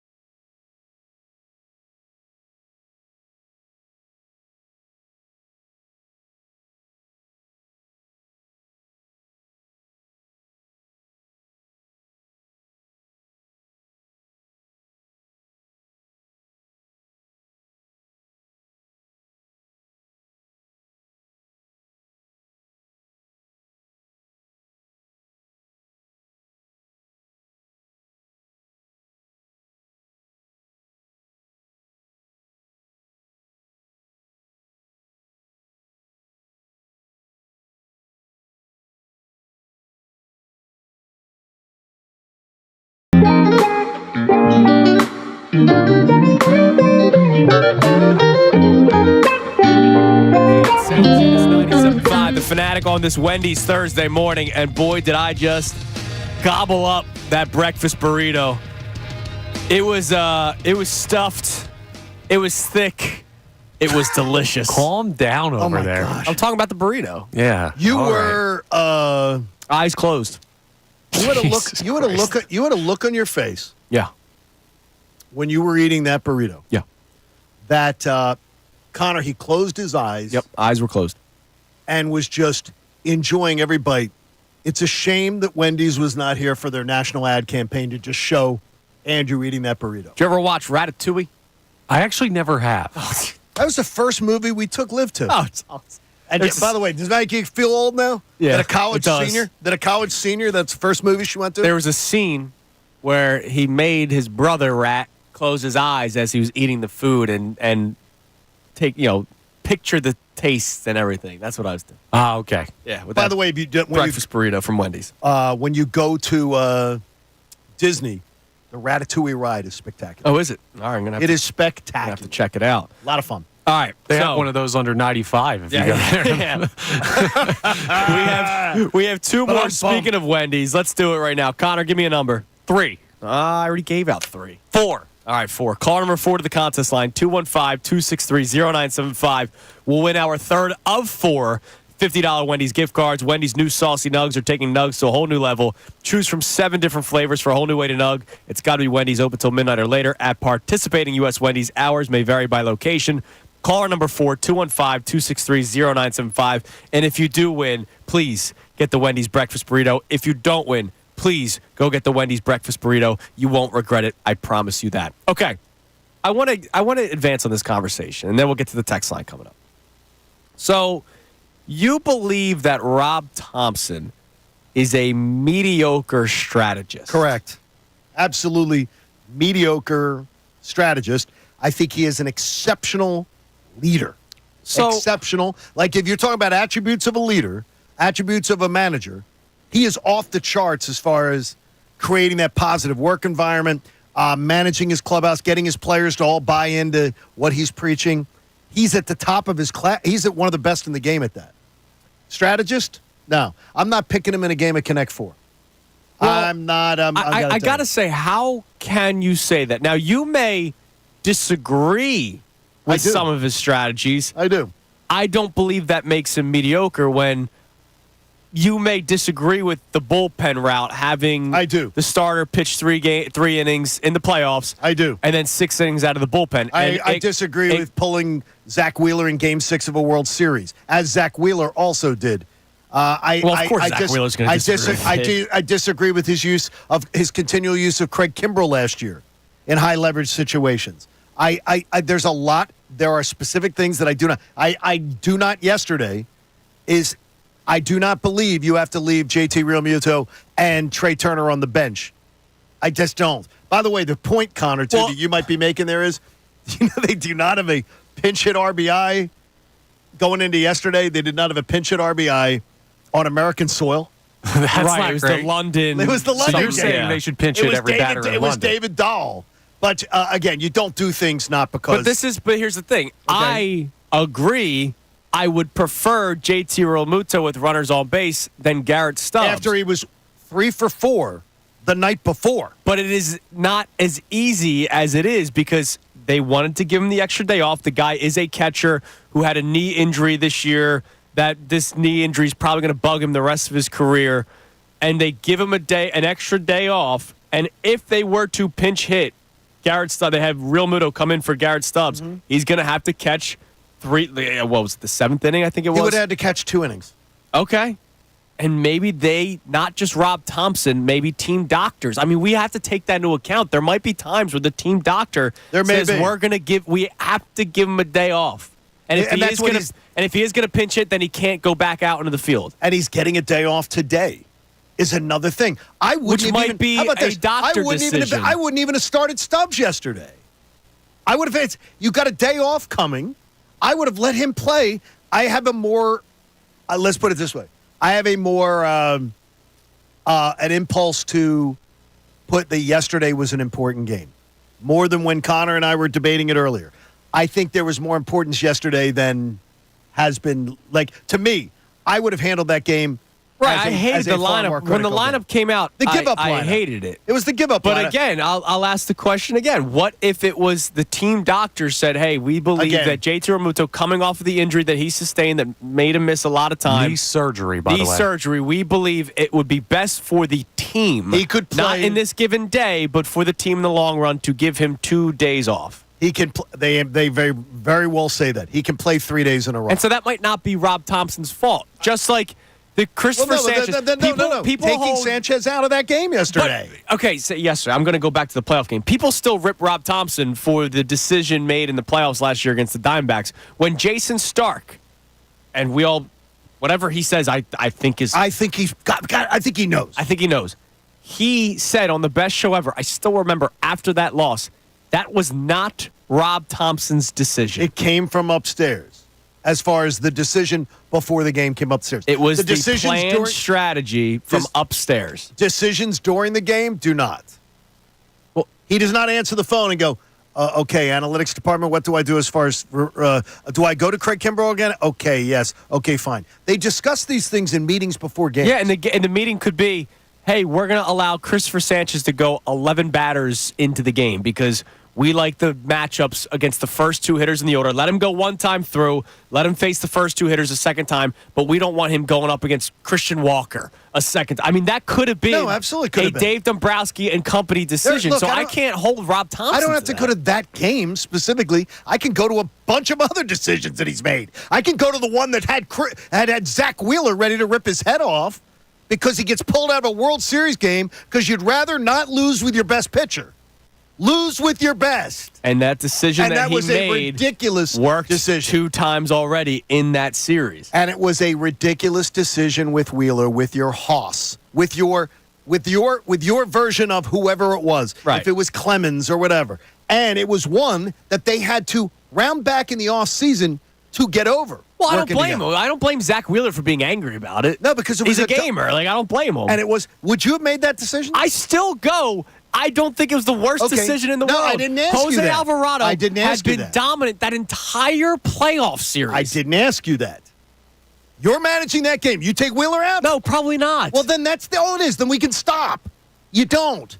That was a dumb decision. I can't say dumb decision when it had worked multiple times in that series. Now, he probably should not have had Do you think the players on the bench, do you think those players on that bench were like, good decision, Rob? No. I guarantee you it was overwhelming that the players were like, what? I don't know. Jose Alvarado was pitching like Mariano Rivera at the time. So maybe they go, all right, we're bringing in our best arm for a lefty-lefty matchup where this guy couldn't touch anything he had thrown to him. I absolutely do not believe for a second that the players on that team were like, yeah, take the best pitcher on our roster off to go with Alvarado no matter how good he was doing. I don't think you want your guy to determine the outcome of the game that eliminates your season. Which is why I wouldn't have pulled them. Okay, but then what about last year as he's going to Kimbrell? Oh, Kimbrell. You don't think those but he kept doing it. He didn't learn his lesson. And how did he handle game 4 of that series? Not well. I mean, seriously, that's what I'm saying. Strategy-wise, there are a laundry list of things that you're critical of. And there's a laundry list of things that he did really well with. I did, and I said those things, Andrew. I said how he is a master. He is and I've talked to... laundry list of decisions he's made in-game. Against the Atlanta Braves, back-to-back years, he pushed every freaking right button in those bullpen games. The Braves couldn't do anything. So, I can't say only the negative and not put out the positive. They absolutely, you can say, I forget if it was at a Suarez start. They were both Suarez starts. It was both years. Suarez went 3 innings. They were both years back-to-back. They were one of the things where I remember the analyst on the game going, wow. Yeah. I've never seen anything like this. And it worked. And it absolutely worked. I am not somebody who is just bash Rob Thompson. I give Rob Thompson credit all the damn time for, again, the positivity that he creates. There's no better. I won't be the guy. But mediocre is. As a strategist, I think he's harsh. mediocre. That's harsh. It's harsh. Okay, that's fine. For a guy with an incredible winning percentage who's done nothing but win in the postseason. And with one of the 4 or 5 most talented rosters in baseball, I expect him to have a ton of wins. I expect him to have a ton of wins. And if I don't, I fire the guy. So Okay. that's where you were saying with a less talented roster, he's made it further than the Braves 2 years, further than the Dodgers 2 years. and he has. And So now that we're going doesn't to sound like a mediocre. Or then Brian Snicker and Dave Roberts are mediocre I don't think strategists or he something. had. I do not believe in for a second. I think that his regular season teams underachieved. I think that part of that was on Girardi because he takes over one team. 22. He takes we over, can't you count. can't count him on that. Last year, I think they underachieved over 162. Okay. They were less than they should have been. Not much, but I'm talking. I'm talking 3-4 wins. That's over, the thing. We're over all not that. arguing that Rob Thompson is a perfect strategist or even an above average. No, what I'm saying is, I think he is a mediocre. And I think that's a bit harsh. That is Okay, harsh. and I that's do fi- believe and that's you- harsh. And you know what? You guys are entitled to that. You guys are entitled Because you can say it. You guys can say it. And I'm not saying I'm not saying you're crazy for disagreeing with me. I'm saying though, I don't. If you're confident with him pushing the right buttons, especially bullpen decisions, I'm going to tell you, I Which think he I'm did much more at shaky. an elite level in 2022. The one that people keep on bringing up is the Zach Wheeler decision, and I know that's the one that ended the series. So, like, I I mean, get like the most important decision of his tenure. Okay, but we ignored all the decisions. We're not ignoring that. In the Cardinals series. We're not. And then the following series against the Braves. No, nobody's ignoring it. I said it to you all the thing. You want those Suarez games were ridiculously wild. Like I can't even understand how it happened. And it worked. His decision to start Bailey Falter. What do you think of that one? There were a lot of questions about that. I personally agreed with that one. Well, it was I between agree. him and Syndergaard, and they were but they were piggybacking regardless. They were piggybacking. It's just who'd you want to I would have pitch gone. the I first- would have gone Syndergaard. I absolutely would have gone Syndergaard, just like the he done in the Braves series. He gave you a one-run effort over almost 4 innings. I would have gone the veteran anytime over Falter. But I didn't at the time go, idiot. Right. I was like, I wouldn't have done that. I just think mediocre That's is a fine. little harsh, It in might my be. opinion. You know what? I can be harsh at times. All right, coming up next, we get to your text messages, I promise. And then don't forget, 9 o'clock, Kevin Negandhi is going to be joining the show. And we still have a lot to get into on Kincade and Salciunas on this beautiful Wendy's Thursday morning right here, 97.5 The Fanatic. Now, a Birds Insider update on 97.5 The Fanatic.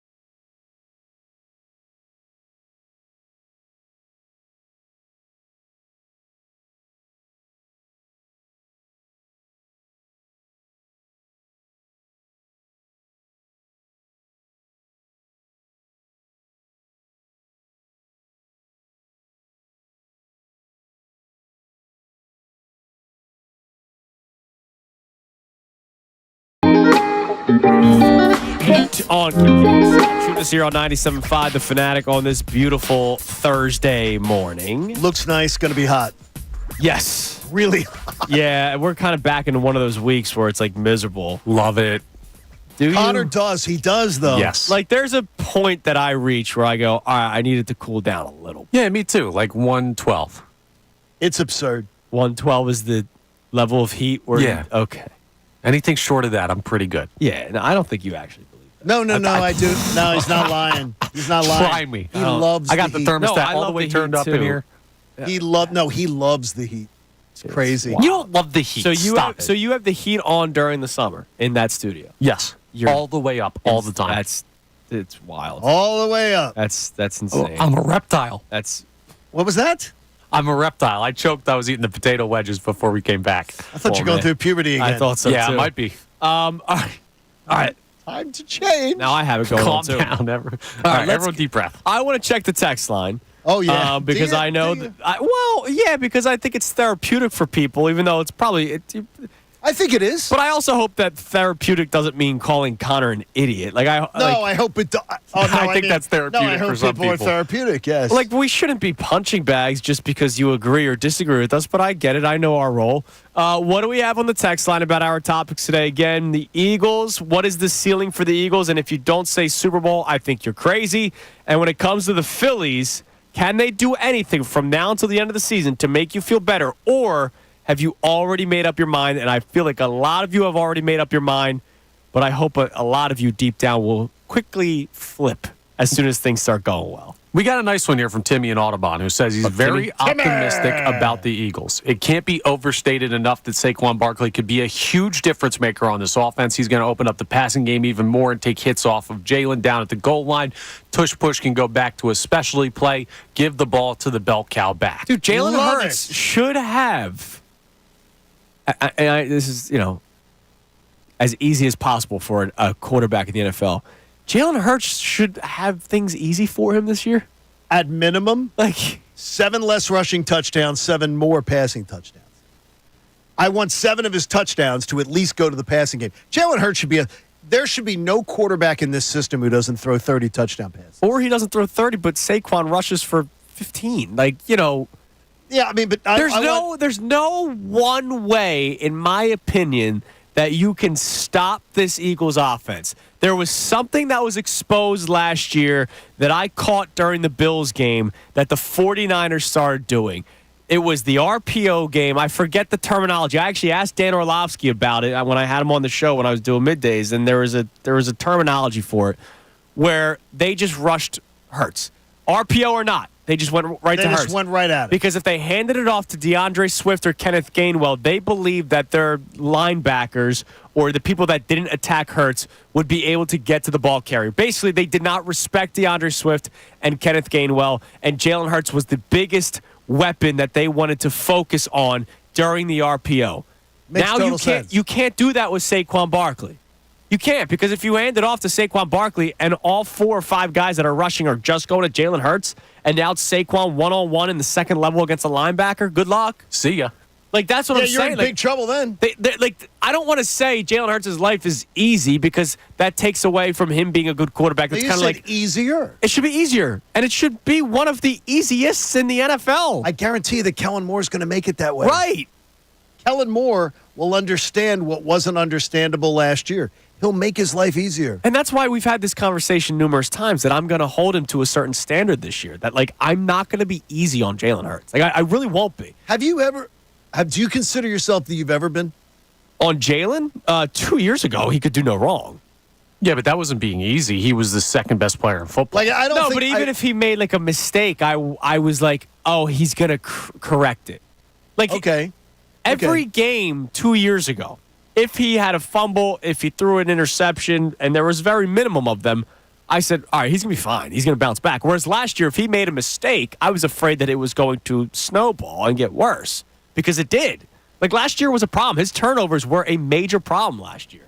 Okay. And part of that was the offensive coordinator, I believe. Part of that was Jalen Hurts himself, I believe. Now you add Saquon Barkley. His life should be simple, but that's up to Kellen Moore to make sure that it's that way. Yes. And I think Kellen Moore's going to do it. All right, what else do we have on the text line? Andrew from Collegeville checks in, first-time texter. Up, Drew. And he says, people saying that any Philly team doesn't have a chance to win any of the championships is crazy right now. I'm so excited for all Philly sports. That's where these team ceilings are at. The Flyers don't have a chance. I think he means the ones currently I think playing. the Flyers are not in contention to do that. I did find it curious, by the way, just quick thing on the Flyers. The betting odds out of BetUS and others, and then the betting odds that were posted on the Strip the other day for them to make the playoffs. It surprised me there was a little more than I expected. So they, around a 38% chance to make the playoffs. Well, they were a week away from it last year. They had beach golf. I think they were a little over their heads last year. Think they were a little over their heads. But obviously, Vegas feeling pretty good about the Flyers. So I would take a flyer on it. I didn't mean it. I would take a look at that. I'd take a look at it just to have it. A couple pennies. Just to have it. Something to pay attention to all season long. I kind of want to enjoy watching beach golf's first year. So do I. If I put money towards it, I'm going to get to a point where I'm like, win more games. Yeah. And I don't know if I want to do that to myself. I want to see a goalie. I still don't know about this Fedotov fella. No, I don't either. You know what I mean? Like, we'll see. I think goaltending is going to be an issue. It might be. Yeah, it might be. But we'll see. And who knows? Maybe they do make the playoffs. But yeah, I mean, look, to Andrew's text, the teams that are contending, all three, I include the Sixers, even though they haven't done it yet, have a shot. Because all three are immensely talented. All right, coming up next, Kevin Negandhi joins us to start the 9 o'clock hour. Also, I told you that we haven't talked about Saquon Barkley enough. I wonder, is he the most important addition to the Eagles? We'll get into that after Kevin joins us right here on Kincade and Salciunas, 97.5 The Fanatic. Fanatic Sports Update.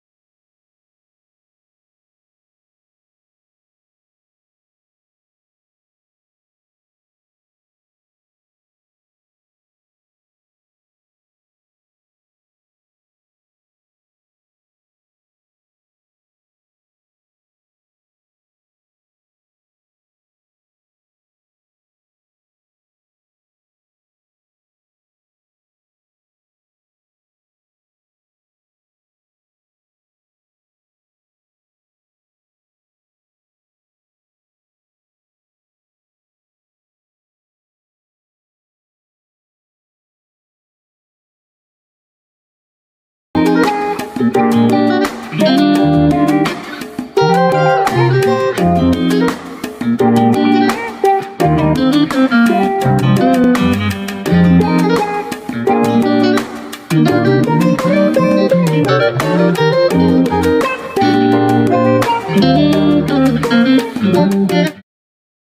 and Salciunas on this beautiful Wendy's Thursday morning. Still one more $50 Wendy's gift card to give away at some point this hour. So we will give that away. Don't you worry. I won't forget, and I'll tell you when. We're awaiting Kevin Negandhi from ESPN, who joins us mostly every single Thursday at 9 o'clock. Looking forward to it. And the beauty of talking to Kevin is that we can go in multiple different angles with Kevin. And, I saw him tweeting about the fight-ins not too long ago. So I do want to start there on the Comcast Business Hotline. Every day in business is a big day. Let Comcast Business help you move forward with what's next. From ESPN, Kevin Negandhi joins us. Kevin, how are we feeling about our fighting Phils? I actually have been, hey, we're above it. There's no panic. I'm not going to let this get underneath my skin. But there were some things this past series that got really underneath my skin that have kind of been building up over the last couple of weeks. Listen, the way they started this season, I think everybody would have taken it, especially the previous 2 years with the slow starts and the frustration that we saw in April and May and June where the offense couldn't figure things out, or we'd see, the bullpen blow things. We didn't see that this spring and summer, right? And I've always said this every time I'm on with you guys, we talk about the Phillies. They're going to go through a rut. Every team goes through a rut. Shoot, the Yankees couldn't hit the backside of a barn if your name wasn't Soto or Judge for like a month, and everybody's thinking about, is this going to be the end of Aaron Boone? And then they finally figure it out. So, just everybody goes through ruts in 162 games.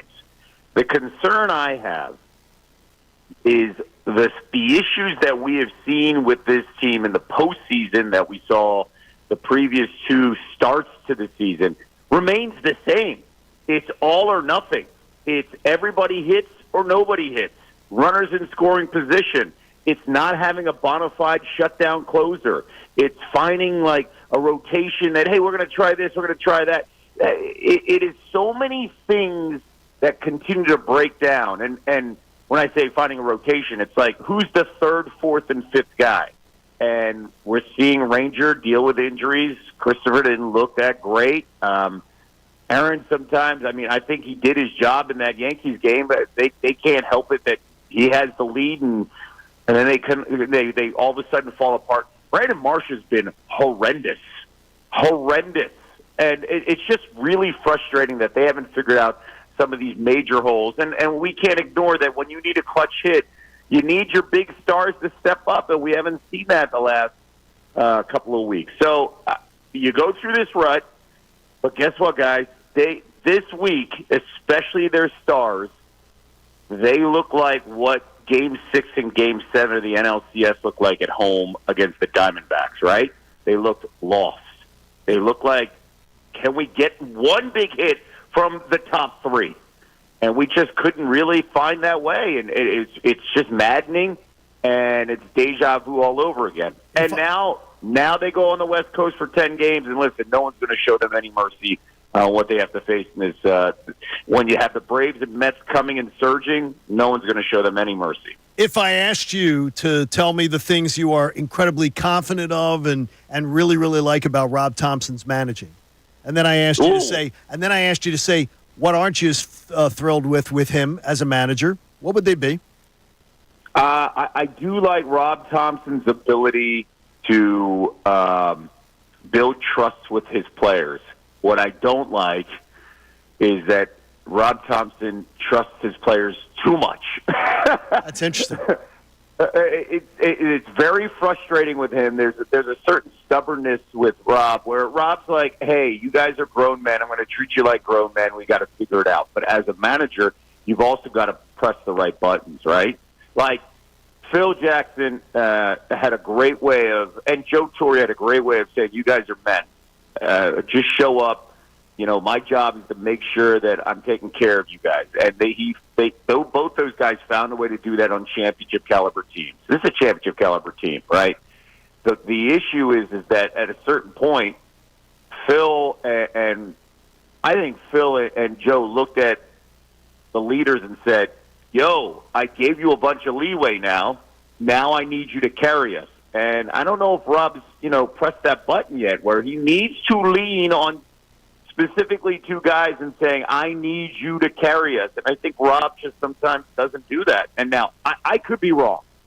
And if I'm wrong, I'll admit it. But it's just from an outside perspective, from what we're seeing, sometimes I think he lets the clubhouse do a little bit too much of managing themselves. Yeah, and that seems like something that the Phillies absolutely do. And, I'm sure one of those two players you're talking about leaning on is Bryce Harper. It's not like Bryce Harper's dogging it out there. It's just he's going through a monster slump right now. I mean, have you seen anything like this out of Bryce Harper before? No, and you're right. I was alluding to Bryce as one of the guys. And there's no way is this about dogging it because Bryce wants to win more than anybody. And I think everybody knows that in the city of Philadelphia. We've seen enough. He's built so much in his daily deposits where we trust him no matter what. I think sometimes there is pressure that I've got to carry everybody. And some of the other guys around him are not, hey, we got it today. And so as a result, you're gripping, right? One for his last 25. The last two games he's been in situations where he could be the difference maker. And you maybe try a little too hard. And that could be the result here. And when you try a little too hard, it kind of backfires. I mean, listen, a couple weeks ago, Aaron Judge was talking about it, specifically when he was asked about him and Soto carrying the offense. They were the only two guys that get hit in that offense for quite a long time. And he was like, I believe in these guys. We need some help. Judge said that. And eventually the Yankees came around and those guys helped him. And you know what? That changes your approach as a leader. You don't feel like you need to hit a home run at every at-bat and save the team in every situation. It would be helpful to see somebody else just get one clutch hit. It doesn't help that there are a handful of holes in this lineup. Castellanos is who he is. The Stott stuff is alarming. It's really alarming for me. It's concerning.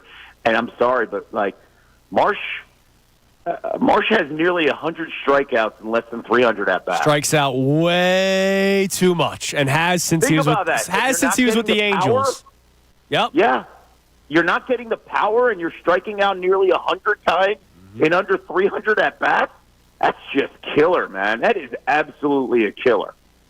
It is killing him. And right now, though, as the vibes go there, we had Steve Weiss from NFL Network on this morning, and every single topic we brought up about the Eagles, he had some positive slant or slant of, boy, compared to the rest of the league, they're in really, really good shape.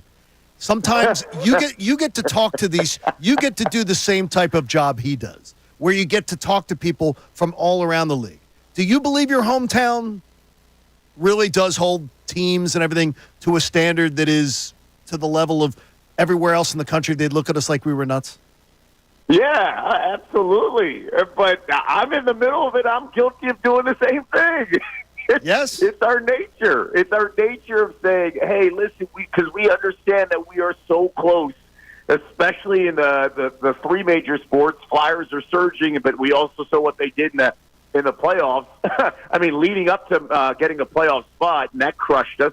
I think the last 2 years of what the Eagles have gone through ever since losing that Super Bowl, and then you look at what the Sixers have carried over the last, 5-6 years of that second-round disappointment, and the Eagles collapsed. You know what it does, John? We hold these teams with the same kind of carryover from the previous sport. So what the Phillies are going through, I've seen so many Eagles collapses conversations just basically carried over to the Phillies because of one bad week or two bad weeks, right? So we carry that angst over to the next team and the next team and the next team, and we don't look at it individually as separate entities. And I think that plays a huge role. That Sixers angst was naturally carried over into the next sport, which carried into the Phillies, and the Phillies falling apart in those 2 games of the NLCS carried over into the Eagles' angst and their collapse. I think we're just carrying it over and hoping that the next sport that's kind of like in mid-season going into the end will kind of shake all the bad feelings that we had with the previous sport. And it just bleeds in and bleeds in and bleeds in and bleeds in. Now, I laughed about the conversation with Steve because I did NFL Live yesterday. I did a double yesterday, and I'm with my guy Marcus Spears, big Cowboys guy, and him and I go back and forth. And he just did a whole rant about the poverty franchise that is the Cowboys and how mad he is about them, right? And their approach here with contracts. And we go to commercial break, and he knows I'm loving it. Right. And then we do it as like friends. We love each other. We also respect each other. We go back and forth and have a good time with it. And I'm laughing at him because he's frustrated, the same way he would laugh at me if I was frustrated. He goes, man, and let's just look at your Eagles. He's like, it's amazing how smart they are, Kev. He's like, we still haven't figured out the quarterback, and we only have one number 1 wide receiver. Yet your guy already got the quarterback under the books. Your guy already got the 2 number 1 wide receivers under the books, and he did it ahead of time. And when you hear that perspective from somebody else, you're like, yeah, there are a lot of other bad things going around in the NFL, and the Eagles are set up for success, right? So to your point with what Steve said, Steve's been around the block, loves Steve, sure. And he has seen so many different dysfunctional organizations in the NFL where you're like, what are you doing? And case in point, like Cincinnati, what are you doing? It's Jamar Chase, spend the money. And then Howie found a way to get 2 number 1s under the books. It's mind-boggling, and you do it ahead of time because you can foresee things. The Eagles are in a good spot, Philadelphia. Trust me on how things are being run. Kevin, last thing before we let you go. Earlier today, I kind of had a realization that we haven't talked about Saquon Barkley enough, right? I think a lot of people are waiting to see him in an Eagles uniform come week 1, actually on the field play for the Eagles. It's almost like too good to be true. I'll believe it when I see it. A lot of people in the media, outside of Philadelphia, kind of question the signing because of the cap hit and because of how much money the Eagles are paying toward a running back, which is something they don't normally do. Those same people that I'm sure you have talked to, do they also believe that it's amazing that he's on this football team, though, and how much better this Eagles team is now with Saquon Barkley? Andrew, I think the reaction around the league with the Saquon Barkley move was, and I was guilty of it too, was, the Eagles are going outside the norm because you get a track record with Howie, and you just assume that they would not spend more than $10 million on a running back because that's been their approach, right, and philosophy. So the people that kind of were like surprised and shocked, and I think many of us in Philadelphia, if you cover them too, were stunned that they would have this approach. I think those same people are also saying, well, shoot, now that the money's gone, you don't even think about it anymore. You just look at the roster, and everybody's blown away that he's part of this team. And there's a sense of curiosity, too, about how is he going to be used. I'm beyond excited about Kellen Moore's offense. I think just anything just removing the play calling and the philosophy from the head coach is so important, and putting it in Kellen Moore's hands, I think, will be a huge difference with the quarterback's mentality and how this entire offense approaches things. So I'm beyond pumped, and the vibe that I get from everybody I talk to nationally is they are still in shock that Saquon Barkley was added to this team. Yeah, and it's Howie working his magic here, and what Howie is doing. Just understand how he's doing this approach. But what do you lose here? You got a bunch of rookies or young guys on rookie contracts on that front line, on the defense, right? You lose the veteran leadership where you could spend a little bit more money, and you don't have that. So to me right now, I'll circle back here with Howie doing a phenomenal job as a GM, but now it's up to the players because he drafted who he should have drafted. Now it's up to the talent. I talked to you guys about this repeatedly. Those Georgia boys better step up. They've got to step up on that defensive front, right? Because they've got to live up to the talent. And all the drafting. I mean, Quinyon Mitchell, I saw some video the other day matched up against A.J. Brown. he's going to step into the fire. Cooper DeJean, like many of these draft picks, Nakobe Dean, some of these guys, Keely Ringo, they've got to now, hey, now's your time. Cam Jurgens, Landon Dickerson, these guys have been invested. You've been paid. Now, over the next 2 years, you've got to help carry this team with the stars. Kevin, you're the man. We appreciate it as always. We love having you on every single Thursday, and we're getting closer and closer to week 1, man. We can't wait. Looking forward to it, fellas. Thanks, buddy. Kevin, you're the man. There he is. Kevin Negandhi on the Comcast Business Hotline from ESPN. He's clearly fired up about the Eagles, and I don't see how anybody can't be. I love hearing the energy and the excitement, but it's also good when you hear from a Steve and you hear from a Kevin, and they talk to everybody. Right. And you hear we sometimes are just too close to it. Yeah, and the Saquon thing, like I remember I was on the air when the Diana Rossini report came out that it was like between the Eagles and there was another team. I forget who it was. Houston, I think. And then Houston went and got Joe Mixon. And I remember, like, this is complete honesty. I was doing the show with Tom Alvord that day, and there was, like, terms that were coming out, potential terms. I remember going, man, it's a lot. It's a lot, exactly. I don't know if I would do that. But then, like, it hit me in the middle of the show. I was like, you know what? Screw it. Right. Howie's going to figure it out. They'll make the money work, and he's going to be such a beast behind this offensive line with the other weapons around.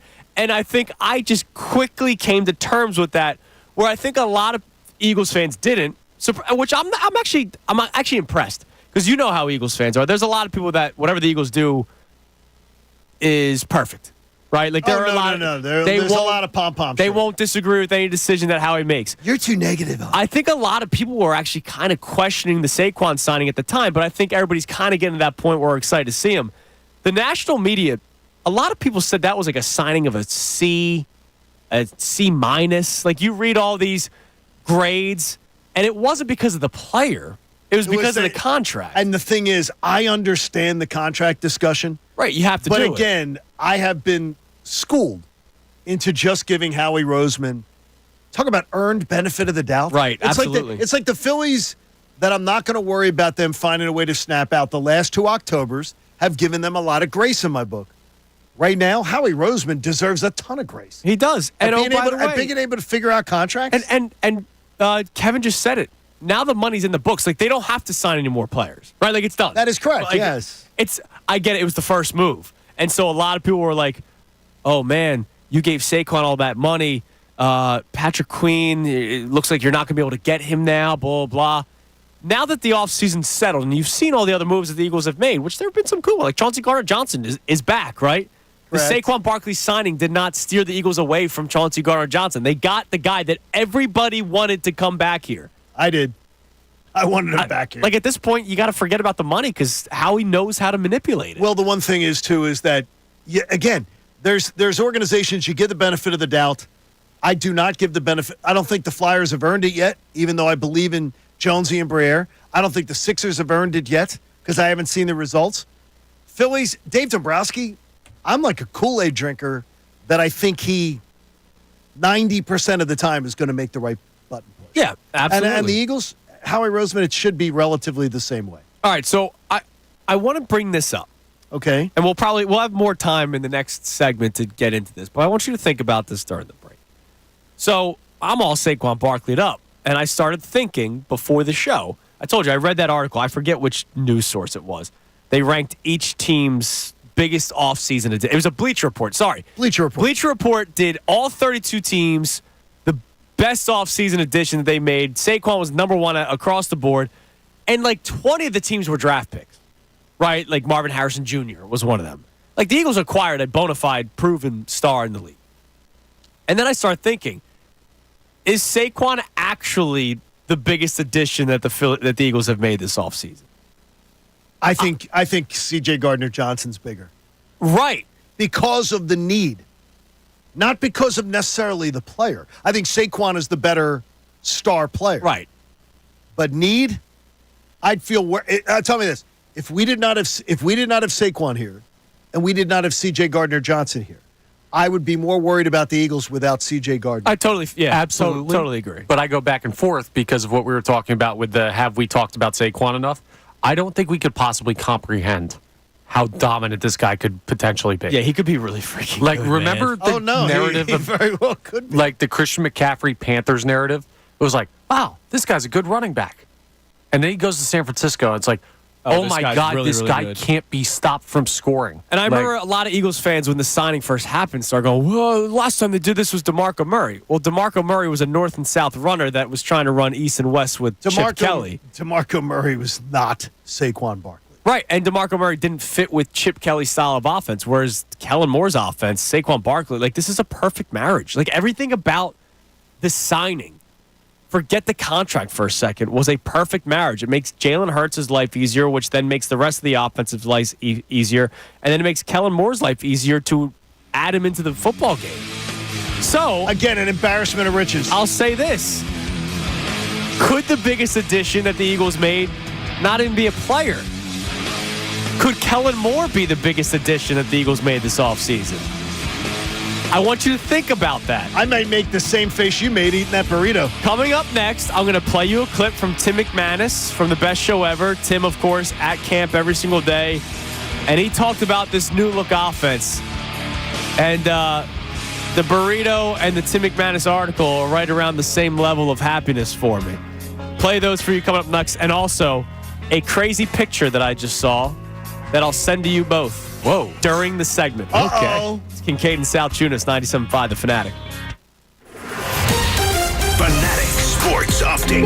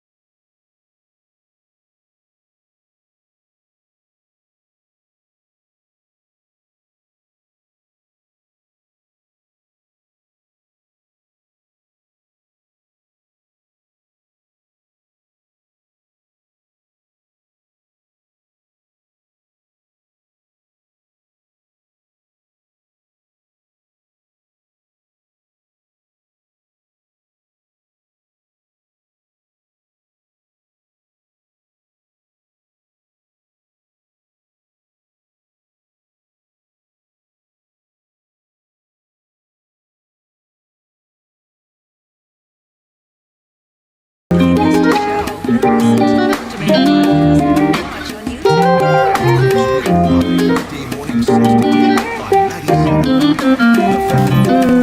final hour of Kincade and Salciunas is presented to you by The Bagster. It's a dumpster in a bag. You can get yours today at Home Depot and Lowe's. You need details? Go to Bagster.com. It is 9:29 on Kincade and Salciunas, 97.5 The Fanatic. Going to get to more of your texts and calls in a second. We'll get to this off-season edition question that I have for you in this Tim McManus audio, but real quick, because Kevin brought it up. We had Kevin Negandhi on. By the way, we had a lot of great guests today. Steve Weiss, thank you for hooking that up, Johnny. Andrew DiCecco joins us every single Thursday, as is Kevin Negandhi. They're all on 97.5thefanatic.com, as well as our YouTube page, so you can watch or listen to the entirety of those interviews. But Kevin brought up the Brandon Marsh struggles, and I know you have a lot recently as well in terms of his at-bats over, the last month? Yeah, he's striking out around half the time on around 100 at-bat stretch. That's crazy. Season. This is horrible, dude.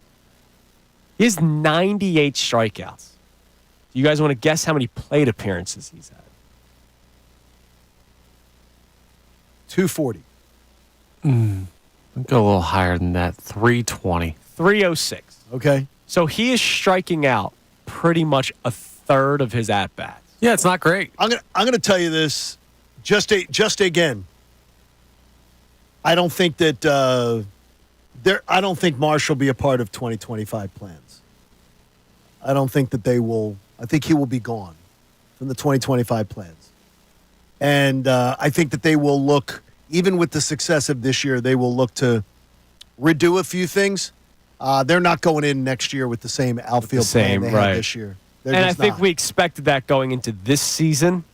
And, well, obviously it was a little different because you had Rojas and Marsh at one point starting in the outfield with Castellanos and Wright. But, I mean, it's a shame because, he's got ability. It's just but he's not that swing has so many holes, man. He is a fantastic guy to have around.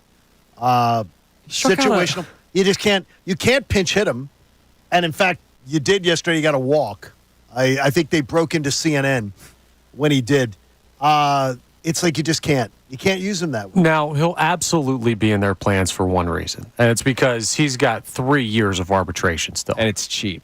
There's no way you're going to, because he is a... Unless he's a package piece. We'll see. We'll see this offseason what happens. I do not believe opening day next year he will be a Philly.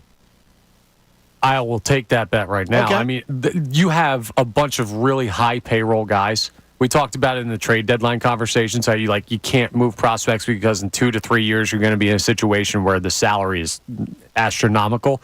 If you got to pay Ranger Suarez and you've got to find a way to eventually pay Alec Boehm and Bryson Stott, which maybe is this the year that you pay Alec Boehm before he goes and has another all-star caliber season. Right. You need to have a guy that you know is an MLB player. And Brandon Marsh is an MLB player. Whatever criticisms you have, he's a Major League Baseball player. To have that guy with 3 more years of arbitration. He was the only guy that showed up in the NLCS There's no way they move him. When you're talking about paying Bowman Stott, I don't think, and this is going to be controversial, I don't think either one of them is penciled in to go and get the big money contract from this organization. Yeah, I don't think either of them It depends on how they view... Stott especially. Well, Stott, we have to see, because far he has to prove he's to be had able one to, good year. Right, and he's had one good year, and he has to prove that he's able to play every day. Right, but do you do the Christopher Sanchez thing and you buy out his arbitration years, you pay him way less than he probably deserves, see if he takes it on a low year and hope he overperforms it.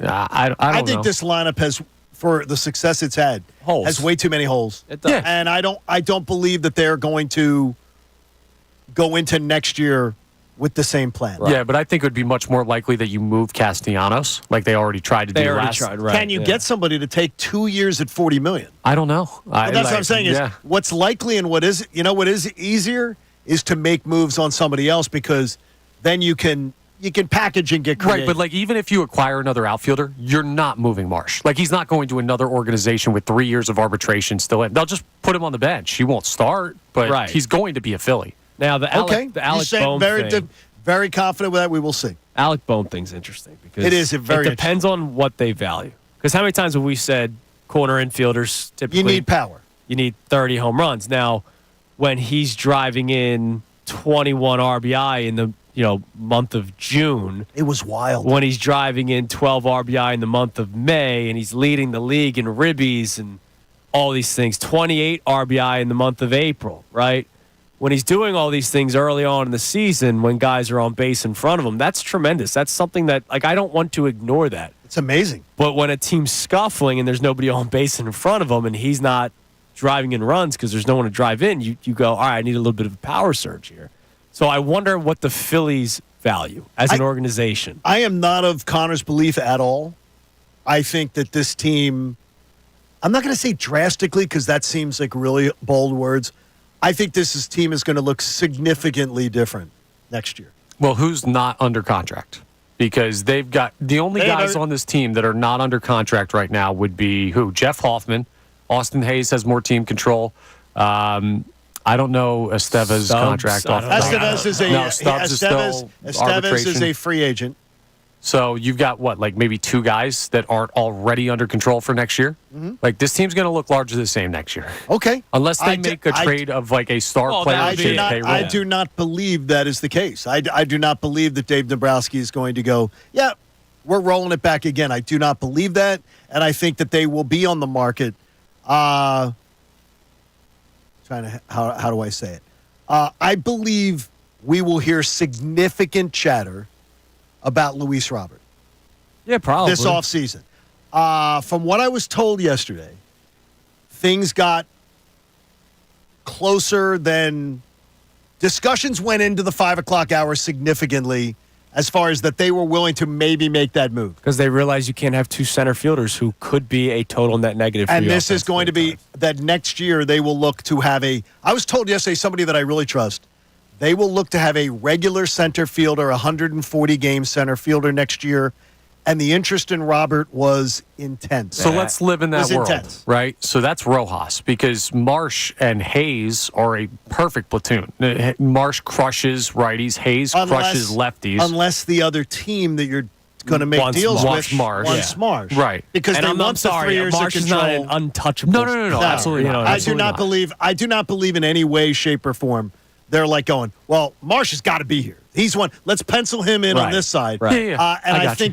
And I think honestly, Marsh would most likely be more attractive than Rojas because to a team. Because of the upside with his bat. As part of a deal, the 3 years of control, as Connor points out, will be hugely attractive to some. I think the White Sox would be idiots if they didn't take prospects over Major League current players. I think my guess would be, this is just a guess, my guess would be that they would, if they wanted Robert this offseason, Crawford would be the guy that would be involved. Right. But Crawford wouldn't be ready for opening day next year, so they'd need a center fielder. They'd need an outfielder. I could see Crawford and Marsh going in a deal. Interesting. Let's get a text on the Phillies because it's funny. All of a sudden, we're talking next year already. It's amazing. Oh, God. That's where we're at right now. It's been a rough stretch. What do we have on the text line, Connor? And then I want to play this Tim McManus audio for you. All right. Wallace from Jacksonville, Florida checks in and says, this whole team sucks right now. Literally everyone from the coaching staff to the players cannot stand the baseball they've been playing lately.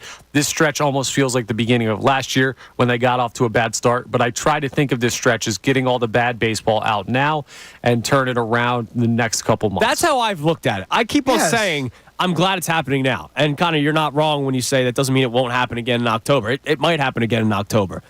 But I'm just glad it's happening now. And I believe that this team is very talented and can fix a lot of the issues that they have right now. I don't think Bryce Harper is going to have 0 hits the rest of the season.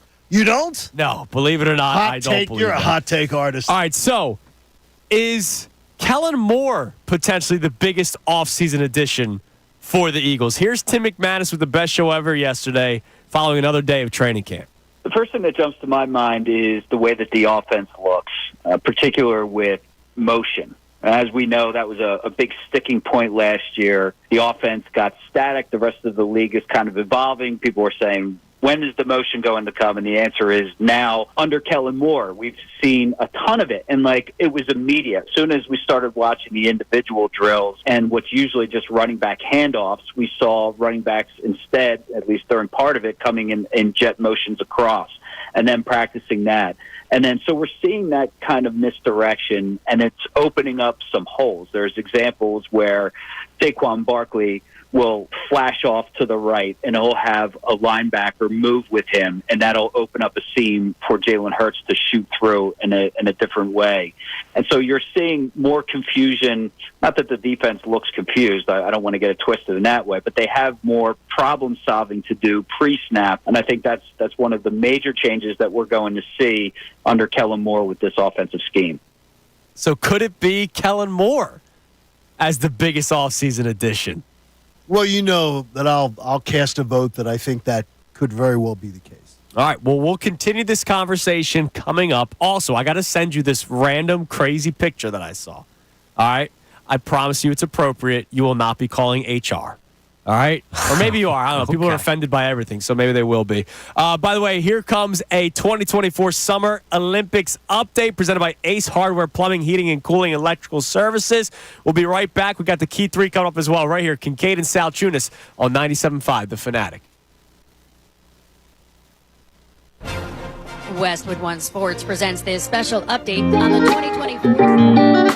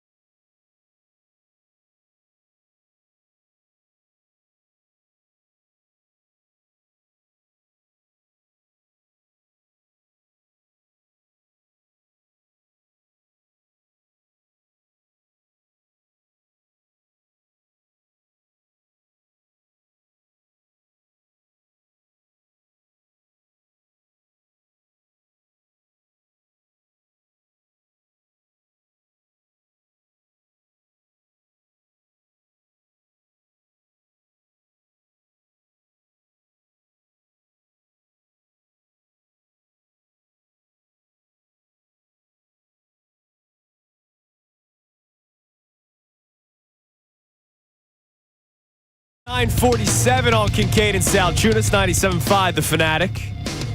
In a few minutes, I'm going to send you guys both a picture, and I want your immediate reaction on it. All right? Okay. Yeah, you guys have no idea what this is about. No pressure. I'm kind of getting scared. Yeah, don't be. Or maybe you should be. I don't really know. You be the judge. But it's time now for the Kincade and Salciunas Key 3. Now, the Kincade and Salciunas Key 3. Today's best. The ceiling for the Philadelphia Eagles. You can't tell me that it isn't the Super Bowl. I think every single season you can look just before you even see a single game. You can go, all right, that's a Super Bowl contender, that's a Super Bowl contender, and there's more than two. There's more than one AFC team. There's more than one NFC team. But there are teams where I can clearly say they have no shot at winning. But I think there are teams that I can say on August 1st where I can say there is no shot that team's going to win a Super Bowl. And if there's anybody that is saying that about the Philadelphia Eagles, I think you're just wrong. I don't think there's anybody who doesn't consider the Eagles amongst the teams that have a chance to go to the Super Bowl. We've talked about how their floor is a 12-5 season. I think floor to me would be 11. You look at the talent on this team. Obviously, there's questions about the head coach. But regardless, the talent is incredible. Your two new coordinators are incredible. I don't see how anyone can't feel good. But we've gotten pushback a couple of times. If you don't believe that the Eagles' ceiling is reaching the Super Bowl, if not winning the Super Bowl, I don't think you can give me a legitimate reason other than, I think they're all going to get hurt. Seriously, I don't think you can give me a legitimate reason. Like, getting to the Super Bowl, there are a couple of teams in the NFC where you go, all right, the San Francisco 49ers, that's a tough team that you're going to have to beat to get to the Super Bowl. You shouldn't think that there's no shot.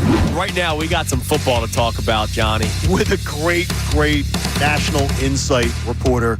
You see him all the time on the NFL Network, Steve Weiss. Kellen, we've seen the offenses that he's had in Dallas, what he did with the Chargers, but he never had a chip like Saquon, so to speak, the versatile, running back, the guy who get the ball in his hands, punch it inside, hit the big home run, running the ball, catch the ball out in the flats, run with power and with shiftiness in the open field. So I think he's such a chess piece. So the Phillies, can they do anything from now until the end of the season to make you feel better? And the reason why I say that, the Phillies could begin tomorrow a 30-game winning streak, right? Win 30 straight. There are people that seem like they have already made up their mind. Yes. That this Phillies team, what we're seeing right now, is going to continue to spiral out of control, or we'll see it again come playoff time because we have seen it the last 2 years. I do not understand these people. I do not understand them. I don't understand what this franchise and these players haven't shown you that tells you that they can. Bright lights. I have zero reason to think this team shrinks. Yeah. Like, there's zero reason to think. Now, we've seen it twice. No. You've seen them shrink at a portion of the bright lights. Right. They've given you so many reasons under the bright lights to believe in them. That, to me, I don't understand these people. I navigated some yesterday in the press box at Citizens Bank Park. I believe the season's over. No, just saying this team feels different. And I'm like, okay, what feels different? I don't know. And the weird thing was, a couple of guys were like, the energy and the vibes don't feel the same. Yeah, well, you know what? If they rattle off a 10-game winning streak, Boy, it'll feel great again. It'll feel great. And will the team feel different again? Yes. Let's face it, this team won 10 straight games just 2 years ago after they fired Joe Girardi. You know what I mean? Like, they have it. They can do it. From ESPN, Kevin Negandhi joins us. Kevin, how are we feeling about our fighting Phils? Rob Thompson trusts his players too much. That's interesting. It's very frustrating with him. There's a certain stubbornness with Rob where Rob's like, hey, you guys are grown men. I'm going to treat you like grown men. We got to figure it out. But as a manager, you've also got to press the right buttons, right? From Inside the Birds, and of course does a tremendous job on 97.5 The Fanatic, Andrew DiCecco joins us. Andrew, good morning. Quinyon Mitchell, please. Phenomenal. Looks the part of a first-round pick. He had a couple of really strong reps against A.J. Brown in the red zone. There was a play where Jalen had to hold on to the football. It was a win for Quinyon, and Quinyon responds by staring down A.J. Brown. A lot of moxie and confidence for a first-year player that you don't often see at that position. What is the floor for the Eagles? What is the ceiling for the Eagles? And I believe everybody should have the same answer, that the Super Bowl is the ceiling. And, I mean, if you're in it, you might as well say winning the Super Bowl. All right, that's the Kincade and Salciunas Key 3 best minutes from today's show. I just sent you both the photo, so I want you to take a look at it. But real quick, I just want to say this now. Normally, we do our crossover at this time with Bob Cooney. If you guys missed it, Bob Cooney no longer with the station. He tweeted it out yesterday, so I feel comfortable bringing it up because he did tweet it out publicly.